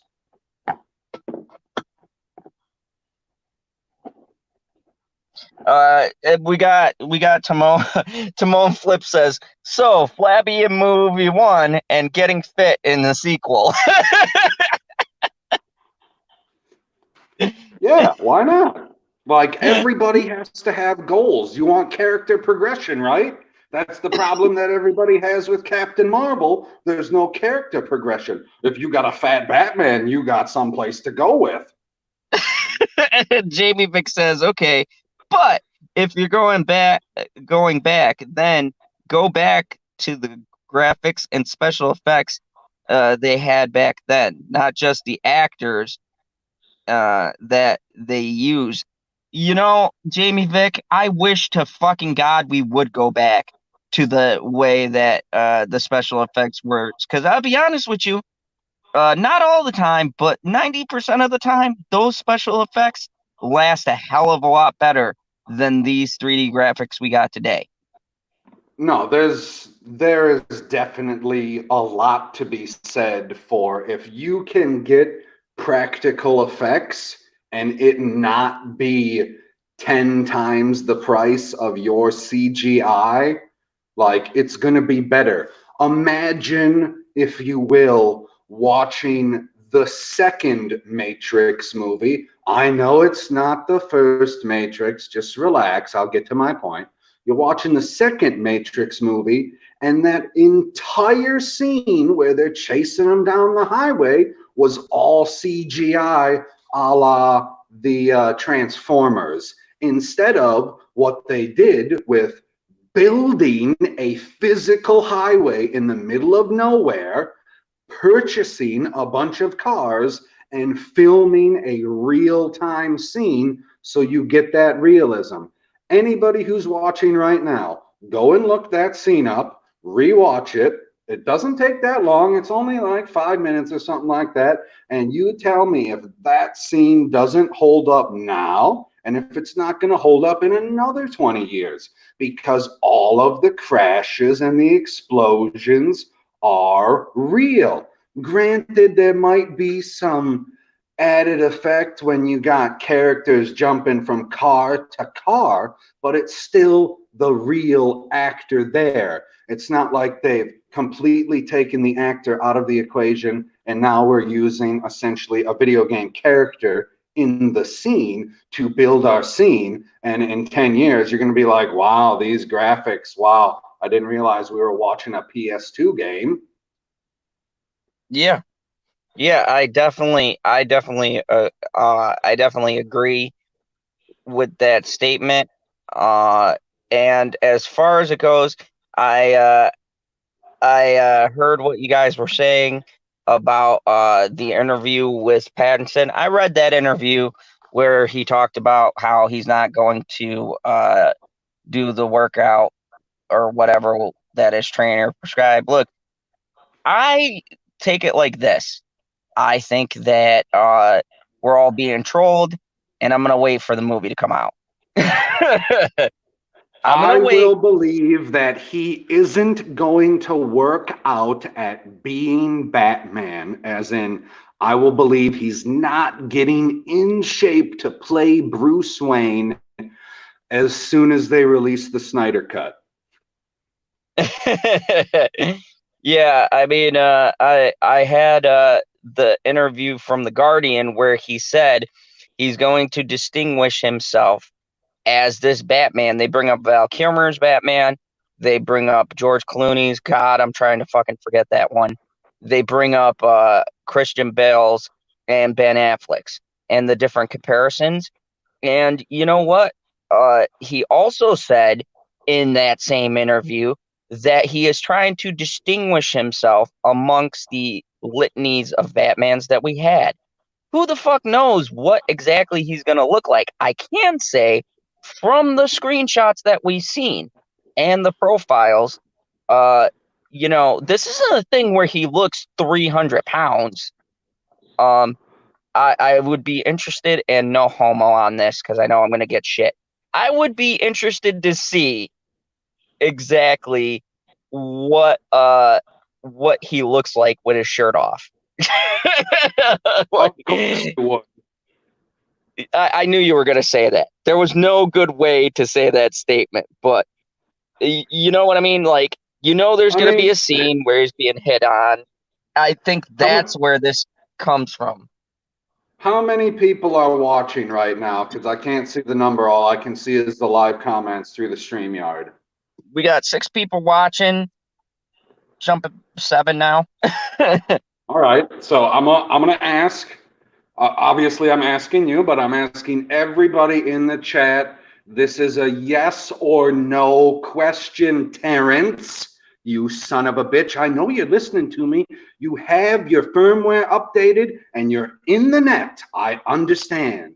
Does anybody here listening now or in the future, if you listen to this in the future, leave a comment on the video later. Does anybody believe that Robert Pattinson is going to be in worse shape physically at the time of making this movie than Adam West was when he made the TV show?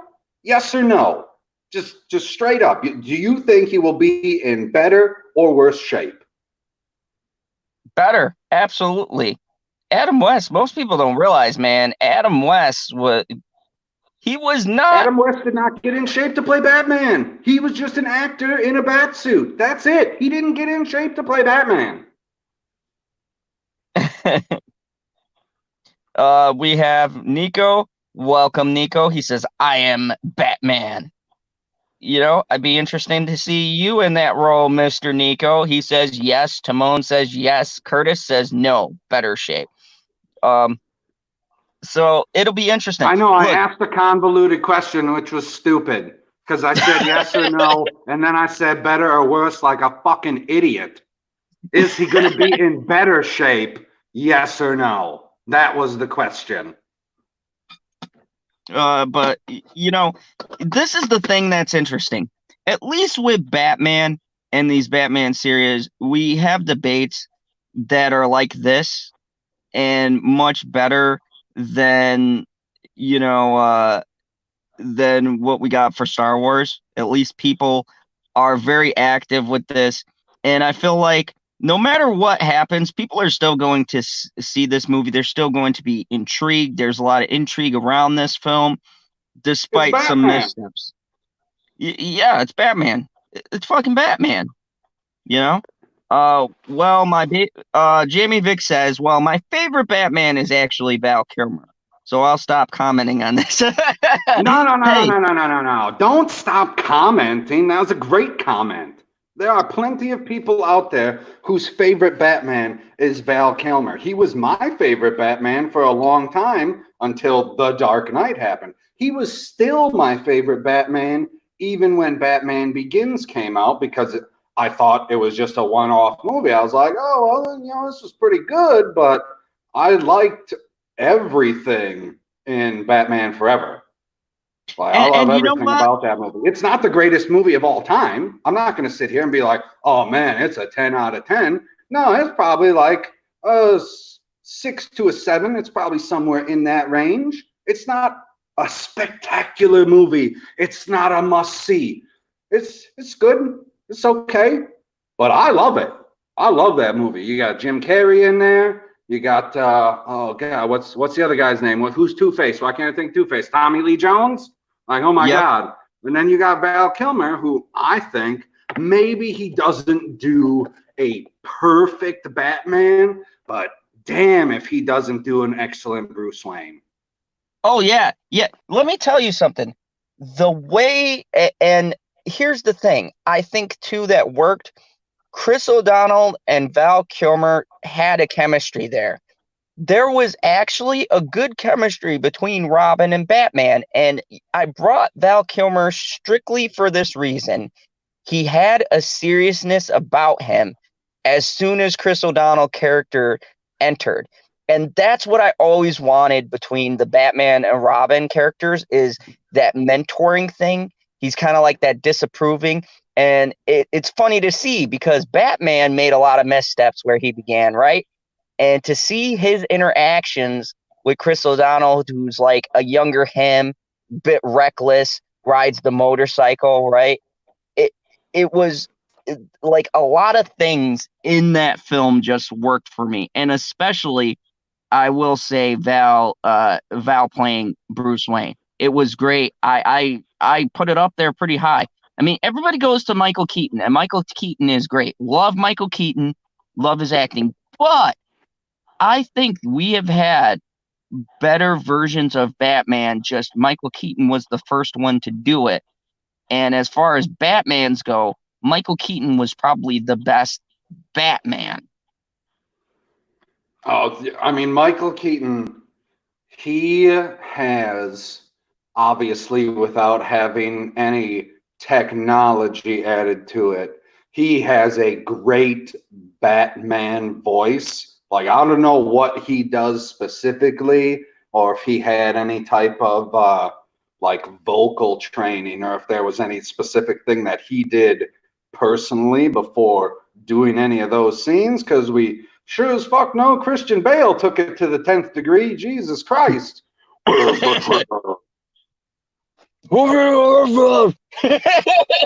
Right. Like, okay. But yeah, I think his Bruce Wayne it's just a little too much of a recluse for me. Like, he's too much of a hermit crab. He almost doesn't ever want to leave Wayne Manor. Like, he only wants to leave if he's leaving in the Batmobile, is what it seems like. Whereas when Val Kilmer's doing it, it seems like he's maybe not fully integrated into society, but he's not just this rich guy that's living up on a hill that nobody ever sees. Yeah, and to me that was always suspicious because it's like no one can figure out who Batman is, and they never question. Bruce never comes out of his mansion, yet crime seemed to have dropped when Bruce Wayne came back, and doesn't go out. He sits up on that hill. Oh well, he'll be fine. He likes the view. He just likes the view. Yeah, but this has been great. I've been on this article for a while. But yeah, and I appreciate this interaction. Look, this is great. I'm glad to see we Timon can have a Flip talk. said Val Kilmer was not the bad part of Batman Forever. That's true. That is true. Oh yeah, yeah. Here's the thing. I love Jim Carrey. I thought he was a good pick for the Riddler, but I thought the writing betrayed him a little bit. They let him be too Jim Carrey in that movie. He really needs to scale that back a tad. Um, like we said, the movie had issues. So one or two, not as many issues as yes. There's only one issue that has, or there's only one movie that has that many issues, if not more. And it's also known by 3 letters, except it's not a DC movie. It's a Star Wars movie, and it's trash.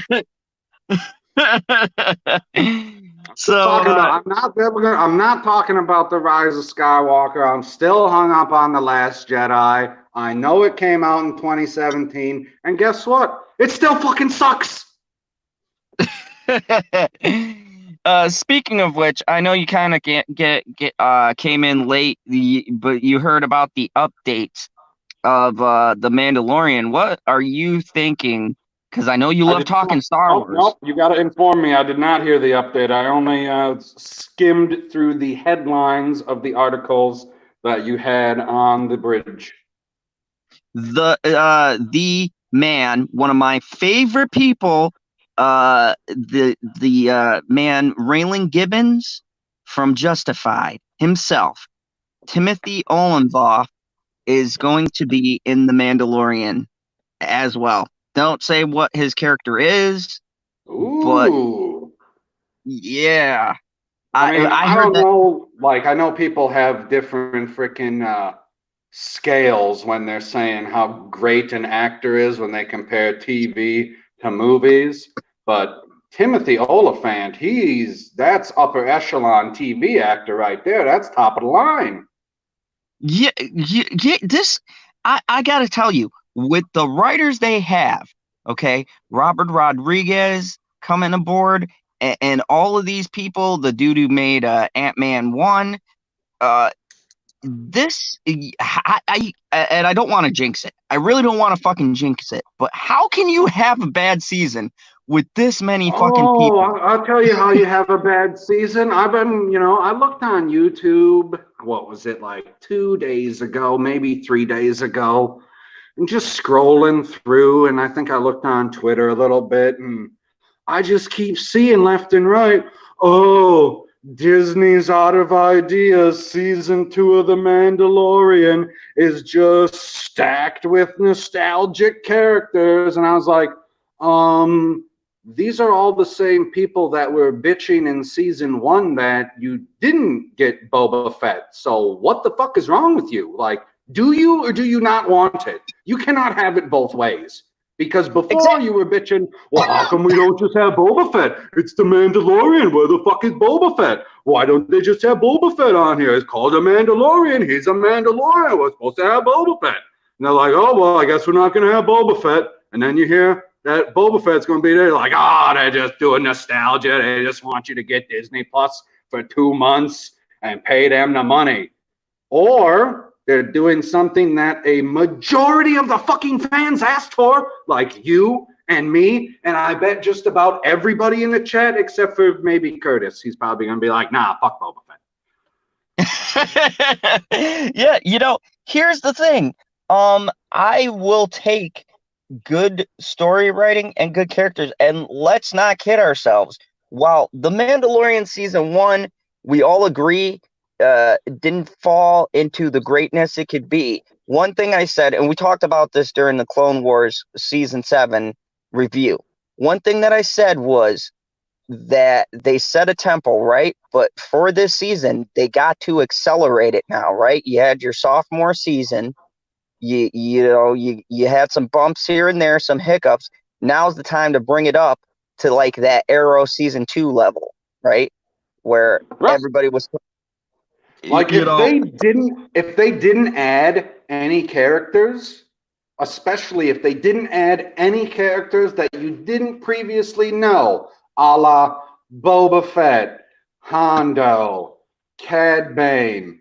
Pick a fucking character that you like. Maybe it'll be there, right? Just pick one and you can fucking hope because it's season 2. Season 1 was successful. At minimum, it was good. Some people say it was fucking great. I heard very few people say that, oh, this is some of the best Star Wars ever. I don't know if I'd go that far. It's not quite, episode 5, episode 3. It's not that.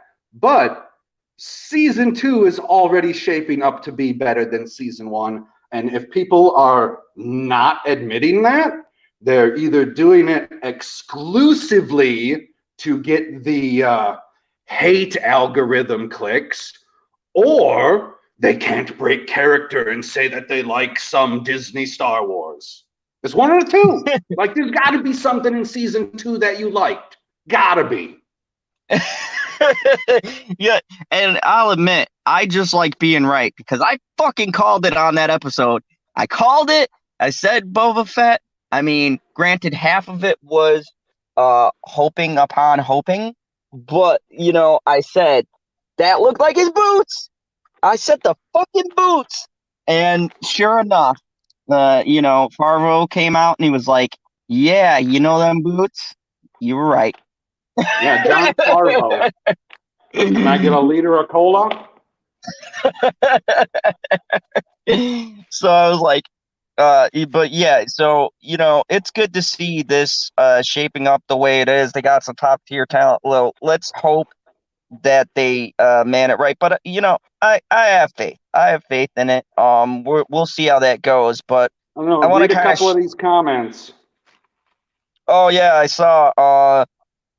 Timon Flip validated you, Mr. PB. For TLJ to suck, it needs to improve a lot. I'll get on board with that. King Sloan says the sounds like the Mandalorian season 2 about to be lit, bruh. And Goddamn right. Baby Yoda was It's mad. biggest bonfire you ever seen north of the wall. Timon Flip wants Jar Jar. I mean, I guess he's still technically alive. We don't know. I mean, I don't know if they came out with a comic book or some fucking novel since then that killed him off. But as far as I know, he should still be alive. Gungans live for a relatively long time. I mean, all of those old ones are fat, and Jar Jar was still skinny. So, yeah, we still got that. I mean, we could see Jar Jar Binks in there. Oh God! Remember the days when that was the worst thing that everyone would complain about?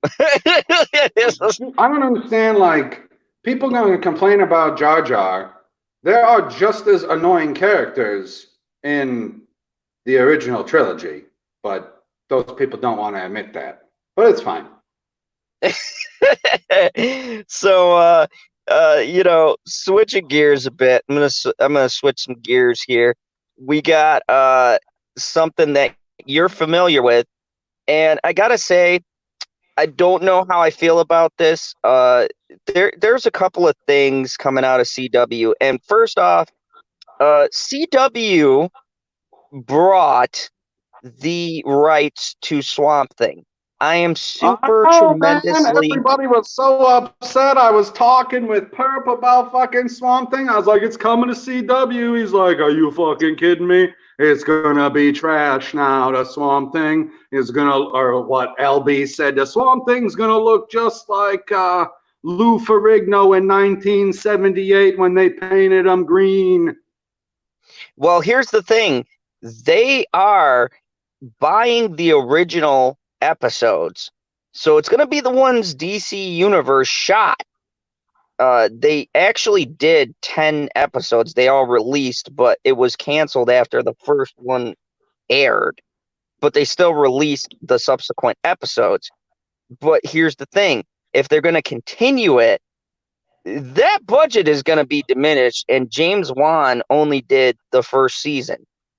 CW can't afford to have James Wan. No, and what Perp was saying was CW can't afford to have Swamp Thing look like he looked on DC Universe either. But then what I was wondering is, I don't know specifically who is funding shows that go on DC Universe, and if they're going on there, why they wouldn't be able to move some amount of funding from a show that was exclusively for a streaming service, and now you've moved it to an area where it's going to be on a network per se. Yeah, I know it's not one of the big four, but it's still on a network. and it's also on a streaming service. Like, it's still going to be streaming on the CW. You can watch it whenever you want on there. You're still going to get that ad revenue. How are they bringing in less money on CW than they would be bringing in on DC Universe that they can't spend just as much? Well, and here's the thing too. You have to remember the rating system shifts as well. That show essentially on CW Universe, the DC Universe, is like R rated. I mean, that first season, they already probably had to make mad cuts because the first episode alone, there's like a sex scene in there. Pretty like The Swamp Thing tentacle porn, somebody?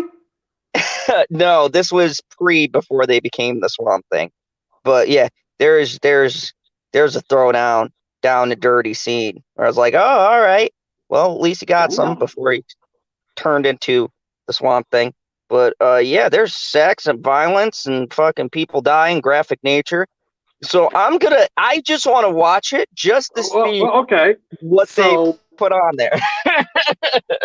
Right. I mean, I'll give it a chance, especially if it's going to be connected with all of the other shows at some point. And like you said, there's a sex scene in there in the first episode or whatever.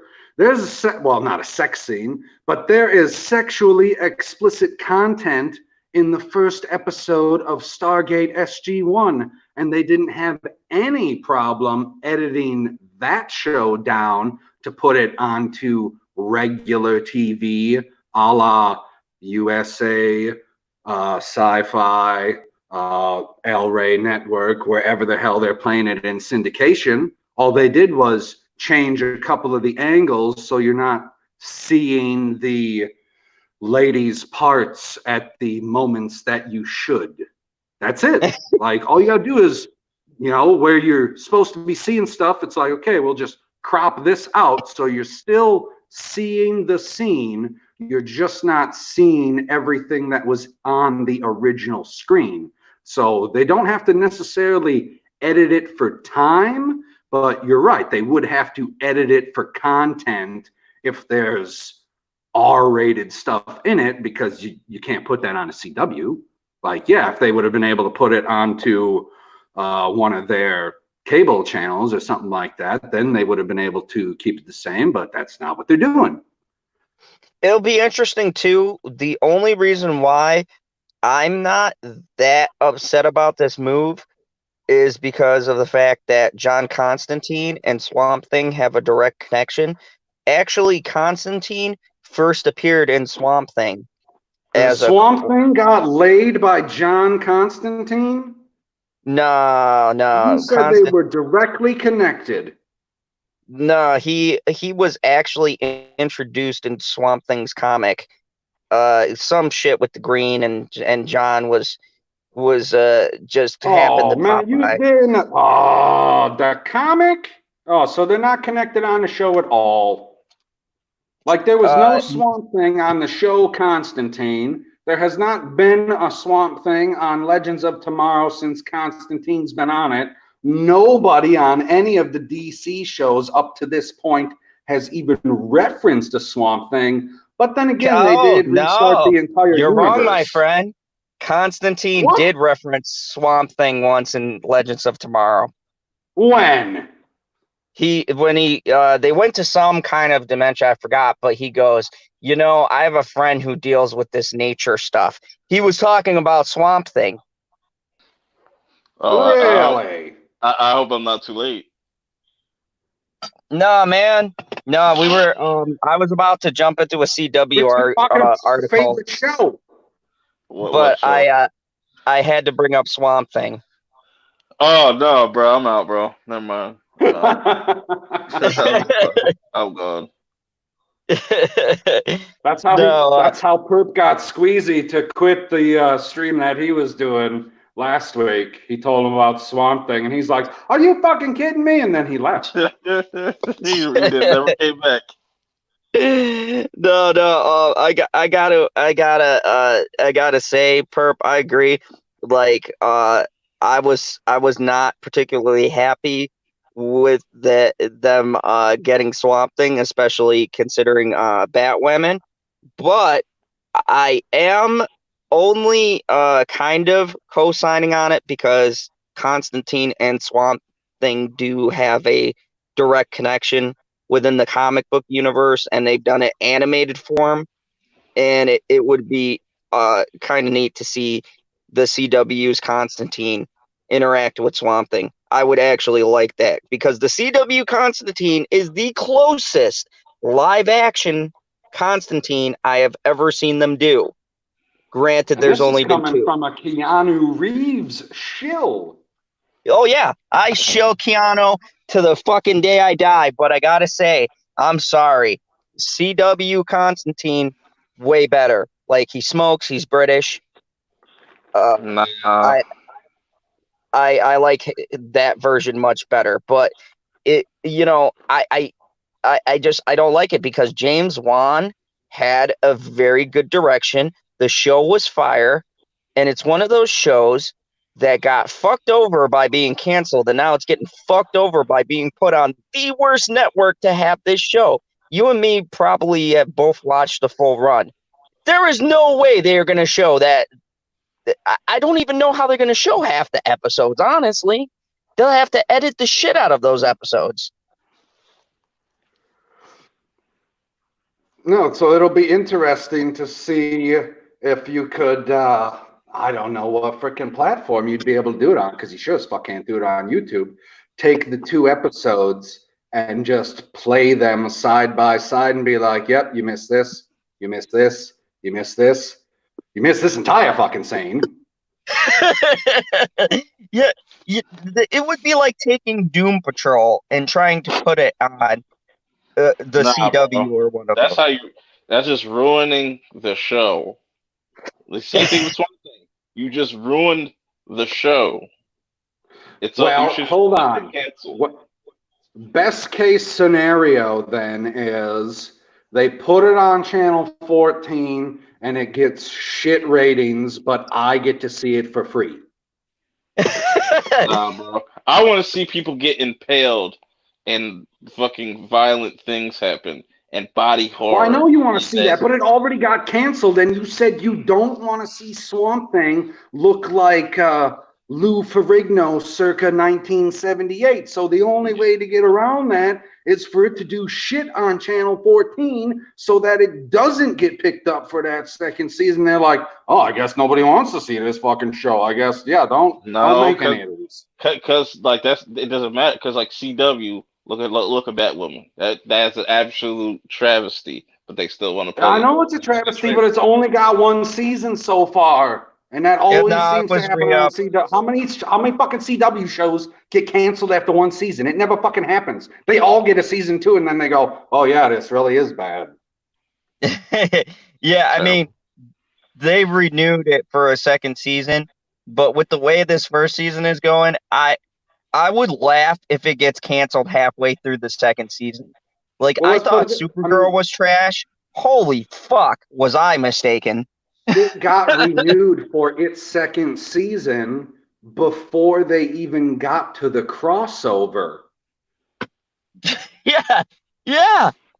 And granted, So those they're I not can't doing believe I'm saying. anything right now. Like there's nothing going on right now. Nobody at any Warner Brothers studio is shooting anything. So if they see, they can always cancel the show. It's not like they've already made 5 episodes of season 2 and they'd be like, oh shit, the second half of the season of Batwoman, we didn't make any money. So I guess we're not going to bring it back next year because we replaced it with Stargirl already. She's a woman. It's fine. They're waiting for that show because they want to make sure equality. And, hey, man, get this. I looked that show up already. That girl is over 18, so it's fine. So moving on to my actual thing for the CW, Well, they you got any released it. comments about what we were talking about? What did all these people have to say? Oh, they were talking about good show Arrow. What do you mean? What do you mean these people? These people in the chat. That's like a Okay. Trumpism. So no, they had some era, and we had some comments Trash about. is not trash. What are you talking Yeah, about, man? if it's on the CW, it's trash. You know how? You know what? Nah. Trash is spelled backwards. CW.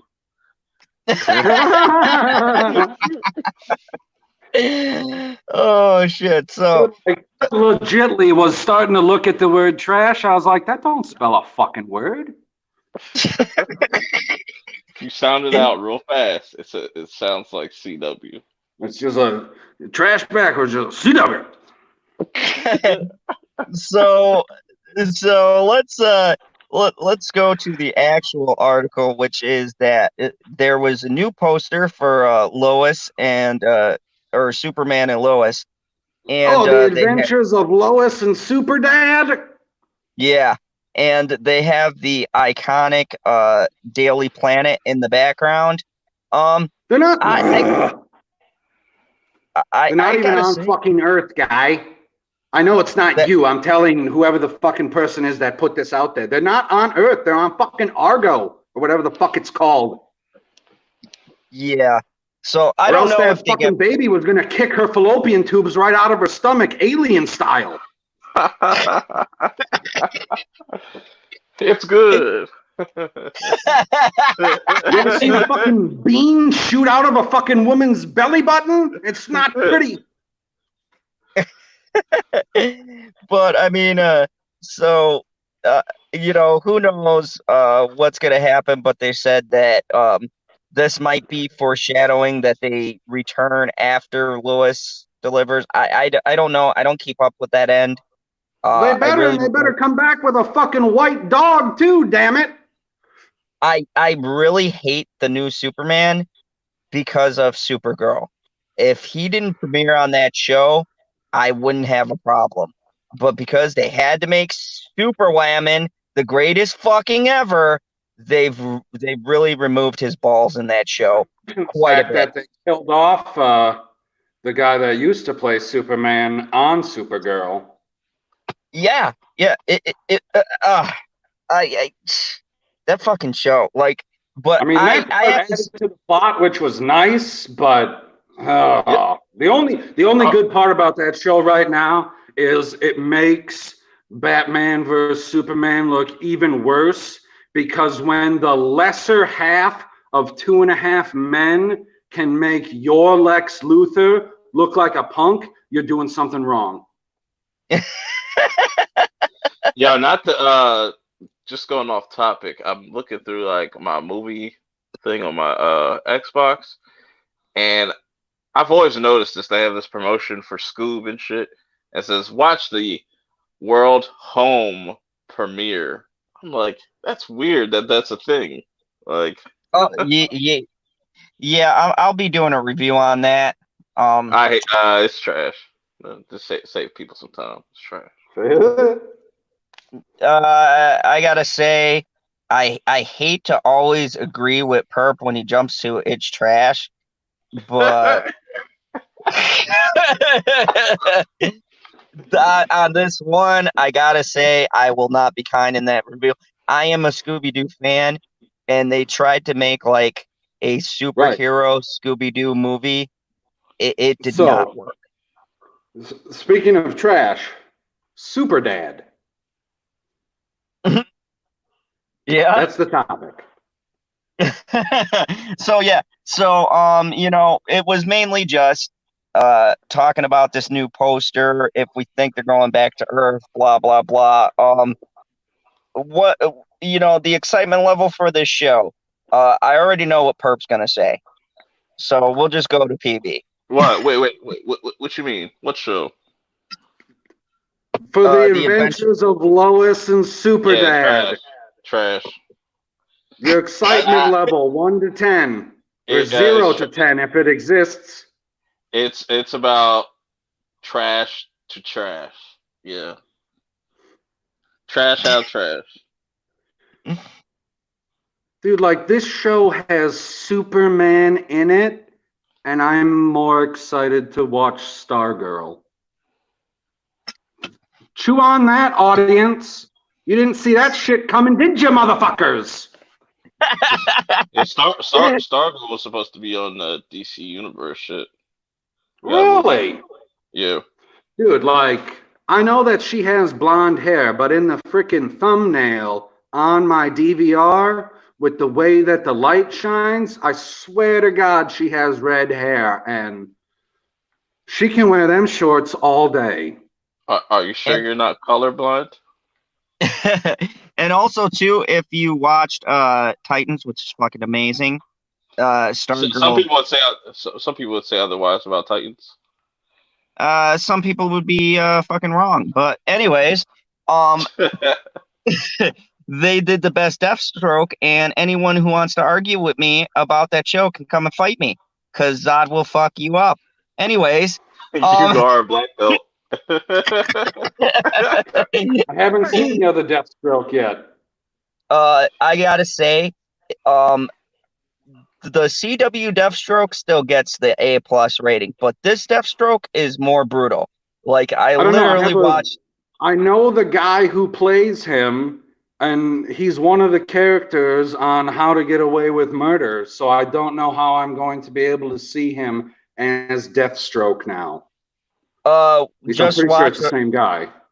watch the first episode, and you'll be like, "Holy shit, that's the same guy!" Like he's got the gray hair going through. The first fucking episode, he impales someone in the throat with his sword just for fucking talking back to him.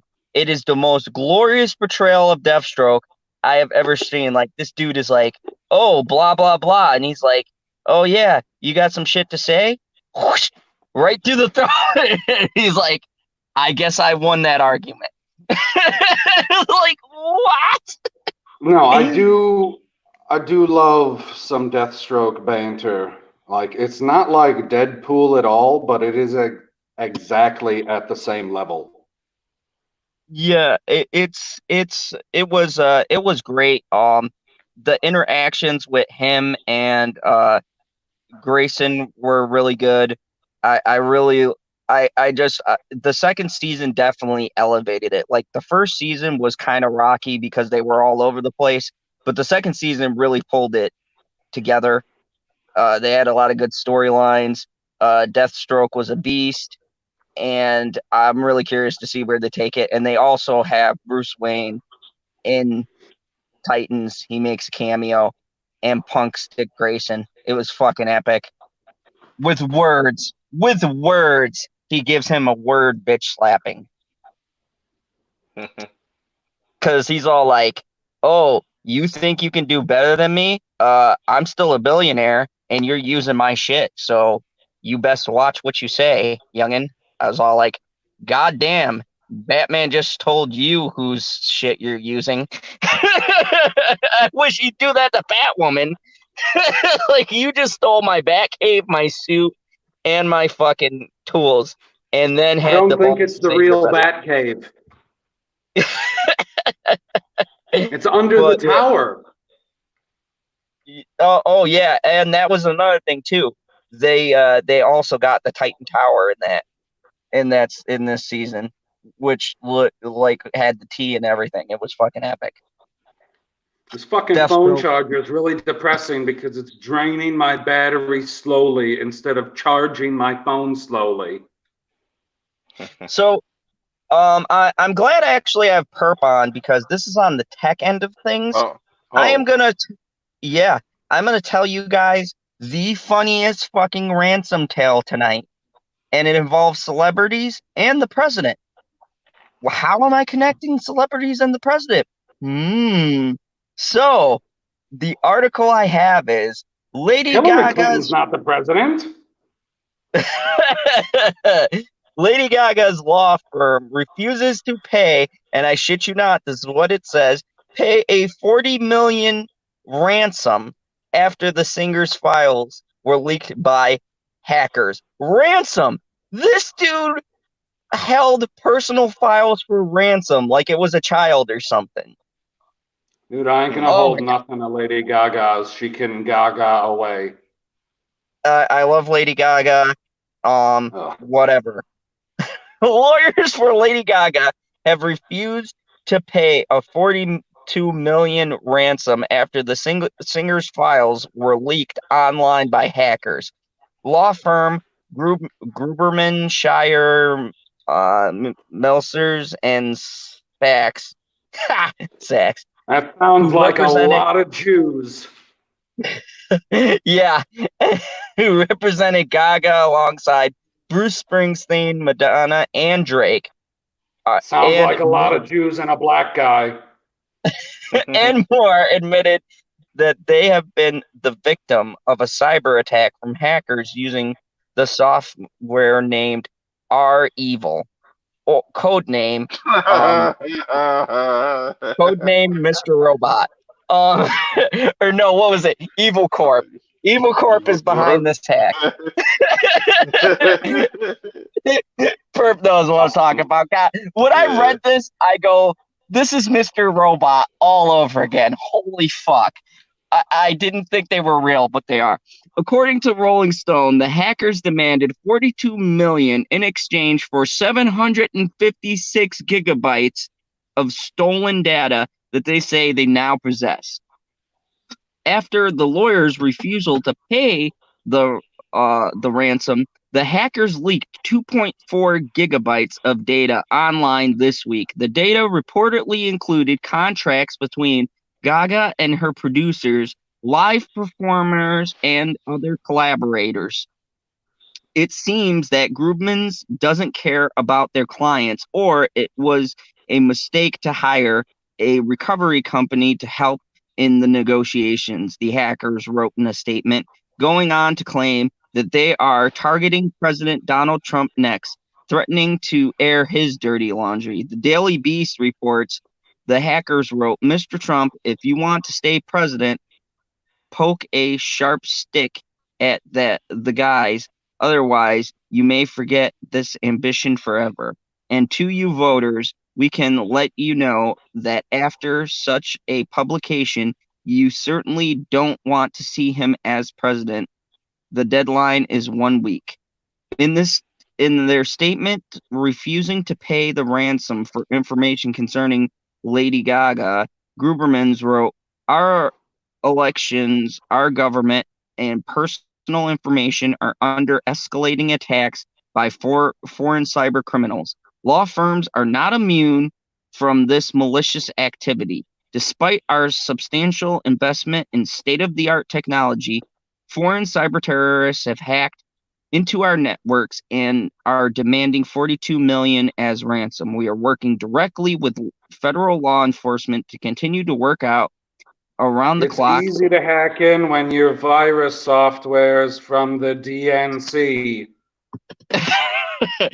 Around the clock with the world leading experts to address the situation. They added that we are grateful for clients' overwhelming support and we recognize that nobody is safe from cyber terrorism today. We continue to represent our clients with the utmost professionalism worthy of their elite stature, exercising the quality, integrity, excellence that have made us number one in the entertainment media law firm world.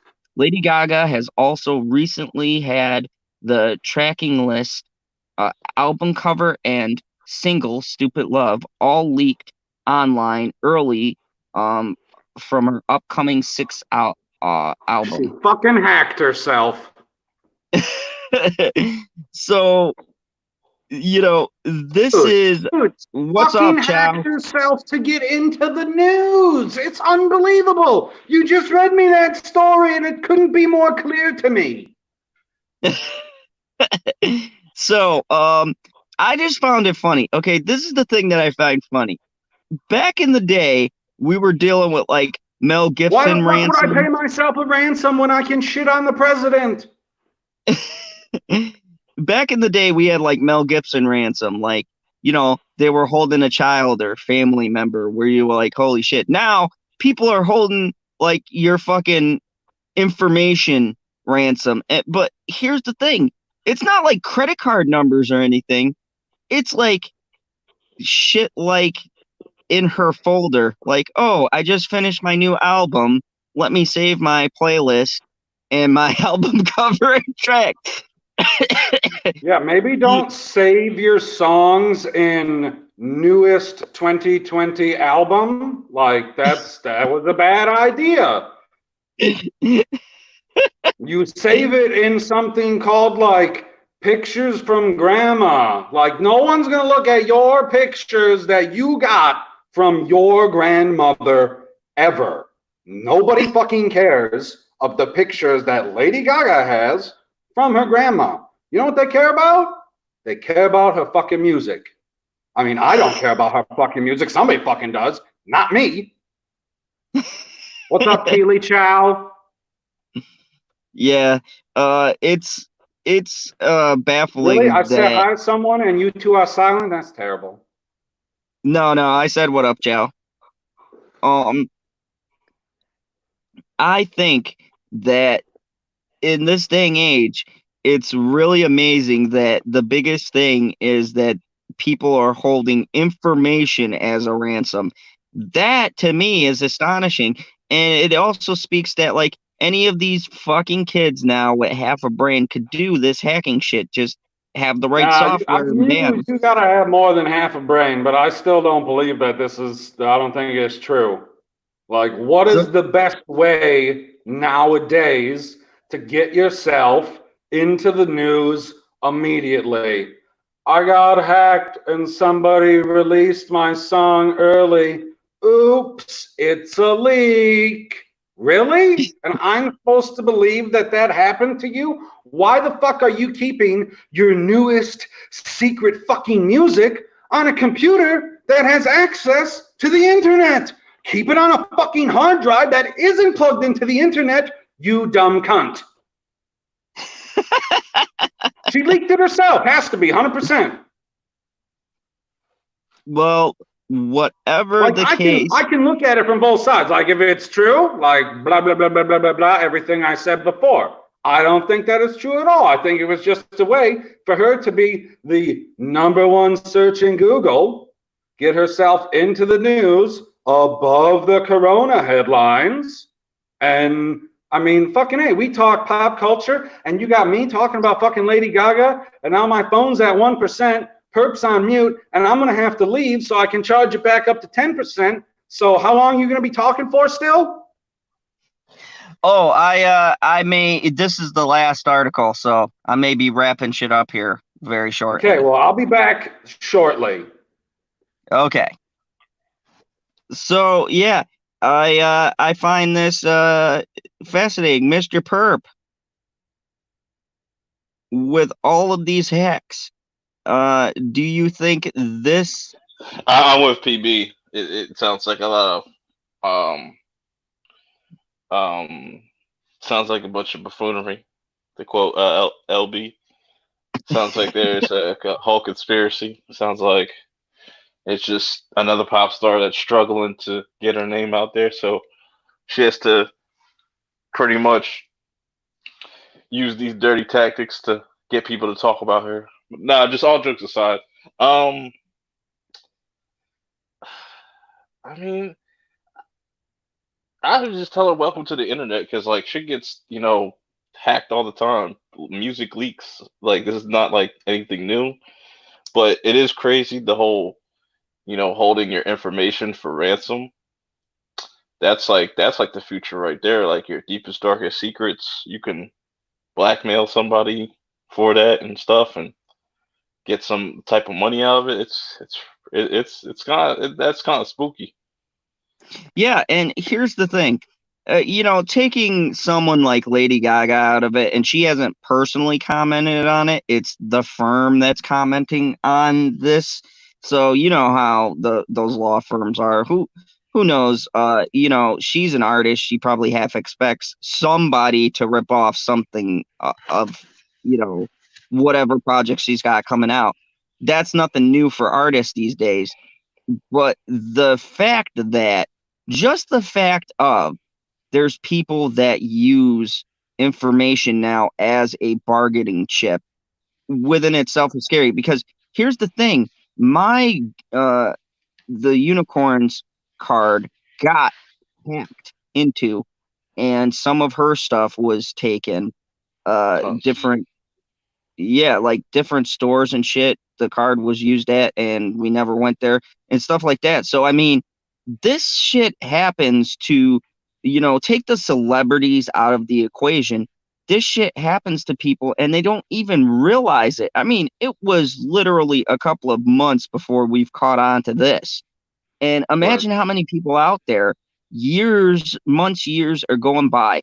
And if someone is smart and they're just taking a few increments here and there, you won't pick up on that shit. You'd be like, damn, I'm down to like $20. What did I get last night? Fuck, I might have spent that much. You know what I mean? Yeah. Especially, okay, you go out to the bar, right? Or, whatever. I know you don't drink, but for my case, I go out to the bar. I might drop $30 or $40 without even realizing it, and check my card, be $40 light, be like, oh shit, I was Yeah. tearing it up. I wouldn't pick up on if like someone took $30 and I didn't actually spend it. Because if I got fucked up, it'd be hard for me to differentiate that. It's not like back in the old days when someone would steal your information and go on a fucking shopping spree. These hackers are very smart with moving currency and things like that. Um, I still say this is a real and scary threat to know that with how much we interact with our phones, our information, the credit history that we put out there, this shit is a very real thing. Mm-hmm. And Most I mean, definitely. you're up on that. Let me ask you, knowing technology and phones and shit the way you do, how much of your stuff do you do online, or do you kind of keep stuff guarded? You don't. You're a little I mean, sketchy about what you do.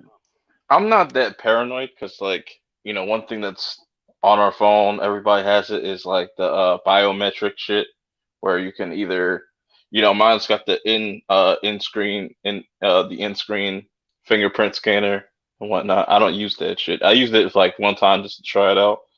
I don't need it.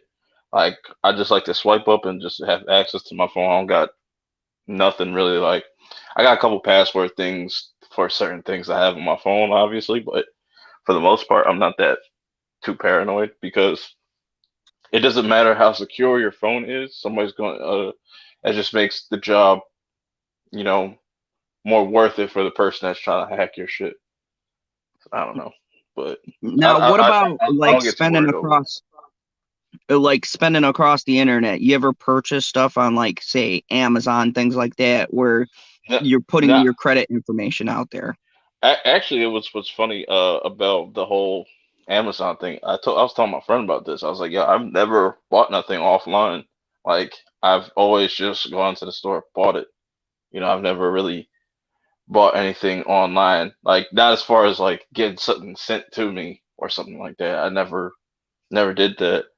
Uh, But purchasing like stuff online, like, yeah, I've done that frequently. It's only stuff that I know I'm gonna use or I'm gonna buy or something like that. Like with digital movies or but like it's kind of changed with me with movies because it's like I can kind of get that for free, if you know what I mean.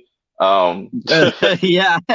Yeah, so it's just like it's kind of a tricky situation, but like I said, I'm a type of person that does both, so you know, I don't knock neither side. Um, but yeah, it's just you just gotta be careful, like your best bet is to change your password frequently. If you have a bunch of passwords, try to limit yourself, or if you have the option to set up a password for all your stuff, you could do that. Instead of making individual passwords for different accounts and stuff. There's ways around that.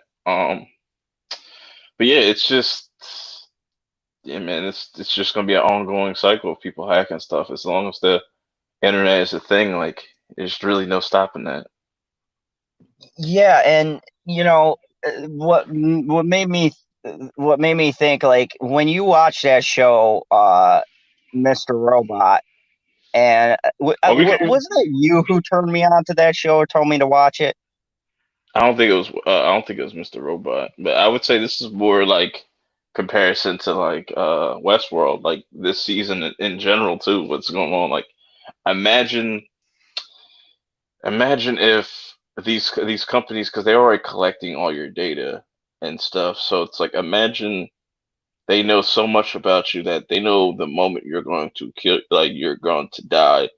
So imagine getting a notification on your phone, knowing everything about your past, present, and future, and how you're going to die, and how that would just completely change your whole perspective on. I know it's completely random, but like it just reminds me of that whole Westworld shit, like how she was able to hack into the system to get everybody's data, to get everybody to know exactly what's going on and everything like that. That shit's spooky, and they're doing that Yeah, shit now. Like they're collecting people's data and shit.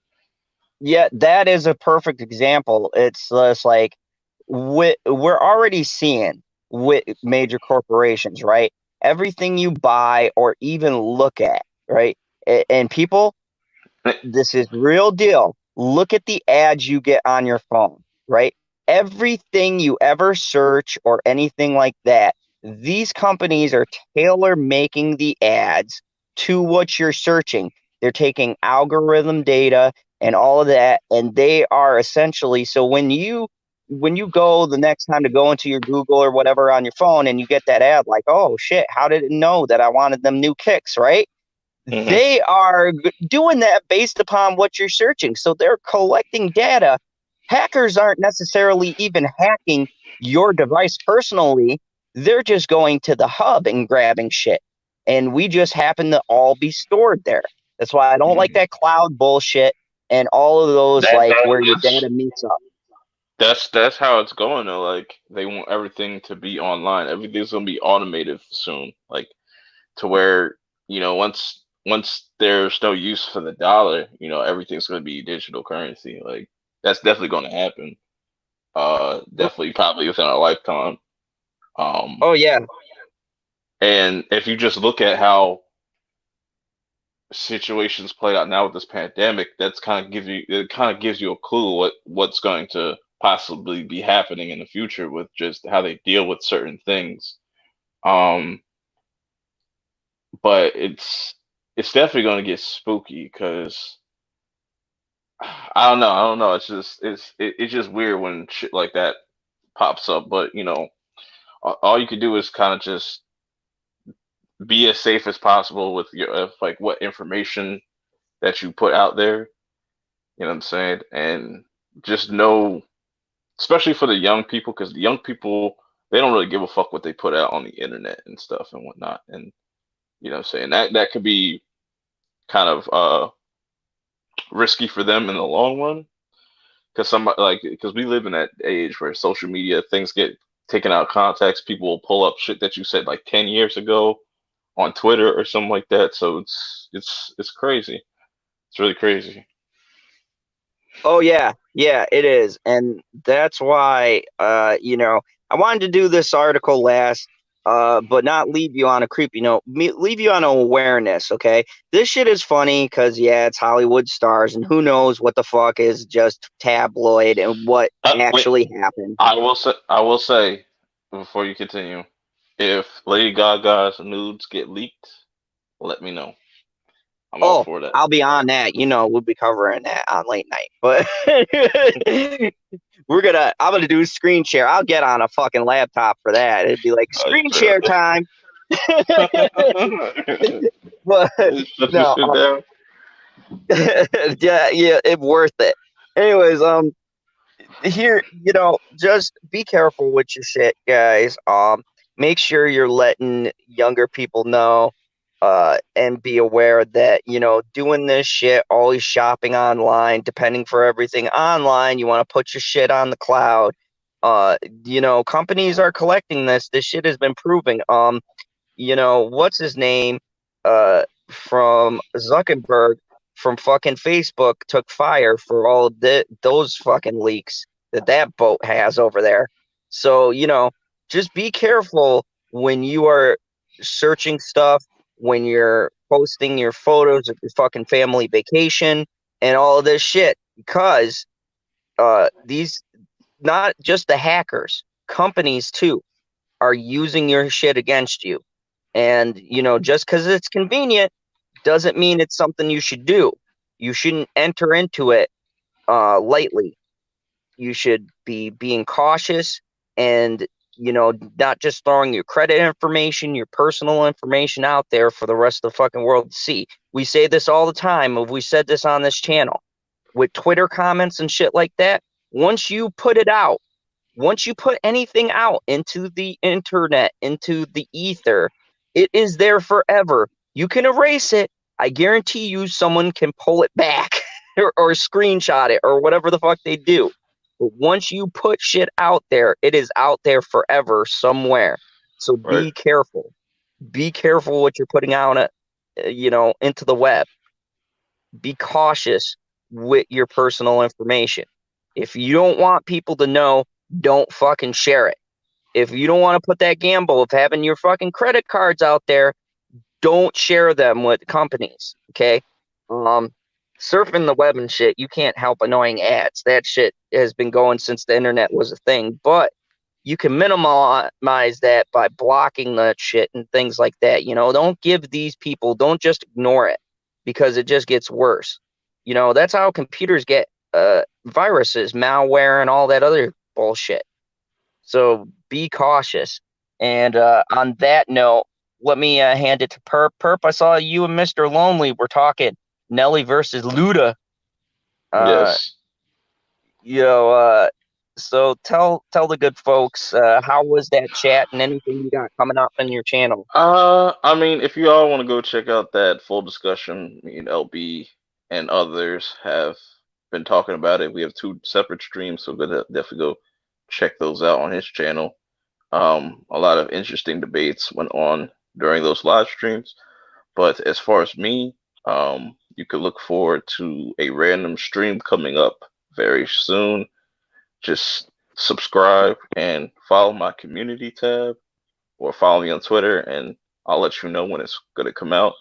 Right now, I have it set for next Wednesday, but I may change that to like possibly Monday. We'll see how things go. Because Ooh. I've just been itching to kind of live stream, as of lately. But yeah, Yeah, fuck the feds. if that aside, with the live streaming content wise, I was going to do a review on White Lines on Netflix, but I decided to just watch Hunter x Hunter. I'm on like episode 11, so I've got a good 100 some else episodes to go through. I'll probably get caught up by sometime next week. But that's what I've been just doing. I've just been kind of chilling. I might put some videos out for Premiere and stuff. I just found out I could do that now. Even though I could Oh have been done man, that. where have you been? Yeah, but it's just I was trying it out with the Harry Potter thing. It could have been better, but I guess I just picked like a weird time. So I'm gonna try to do that more often too, so I don't have to just upload something and put it up right away. I could just like make a video and then put it up as a premiere. Just leave it alone. Yep, nice thing about the Premiere is it gives that double notification. Yeah. Yeah, That's I've been hearing good things about Hunter x Hunter, Timon. So that's why because I like literally one of the characters like ripped somebody's heart out, and the dude that's how fast the dude was. He like was able to just rip a dude's heart out in a matter of like yeah. a I time. like Hunter x Hunter. I'm The surprised you matter of actually haven't one seen it. punch. You said what, PV? Oh, I said it only took one punch. It's not like one punch. It's more like it's like some Kill Bill shit. Like this dude was like literally assassin. It's like the forget his name off the top of my head. The dude with the white hair. That little dude is set nasty. Like he went against the big strongest dude. This dude, then mind you, the dude he was going against, he was like a prisoner, and he had like 950 something bodies on him. Like he killed people with his bare hands, no weapons, no nothing. And this guy just faces him. This little kid, he looks like an innocent little kid and whatnot with blue hair and shit, silver hair or white hair, whatever you want to call it. and just takes the dude's heart out like it was nothing. And he put it in a he had enough time to put it in a little sack thing, whatever. That shit was crazy. I think you should have stopped ahead. I didn't need to hear about your sack. So yeah, go check out Perp's channel. He's got some good things. We gotta have that Westworld talk. I've just been fucking super busy. So yeah, we gotta talk season 3 because goddamn, that was anyone who says Westworld was garbage, they really just they're watching Eastworld. Eastworld. There is an Eastworld. So the next person we got, the commander, the co-host, the person who is never late, Mr. Pop Culture PB. Tell him about all the great content you got coming up. You want me to make you feel like a dick before I tell him about all the great stuff that I've not been working on because I'm excellent at procrastinating? Sure, go ahead. I would have been here on time, but I was visiting with my cousin, who I was probably seeing for the last time before she moves to Colorado. Oh, your real cousin? Yes, she's white.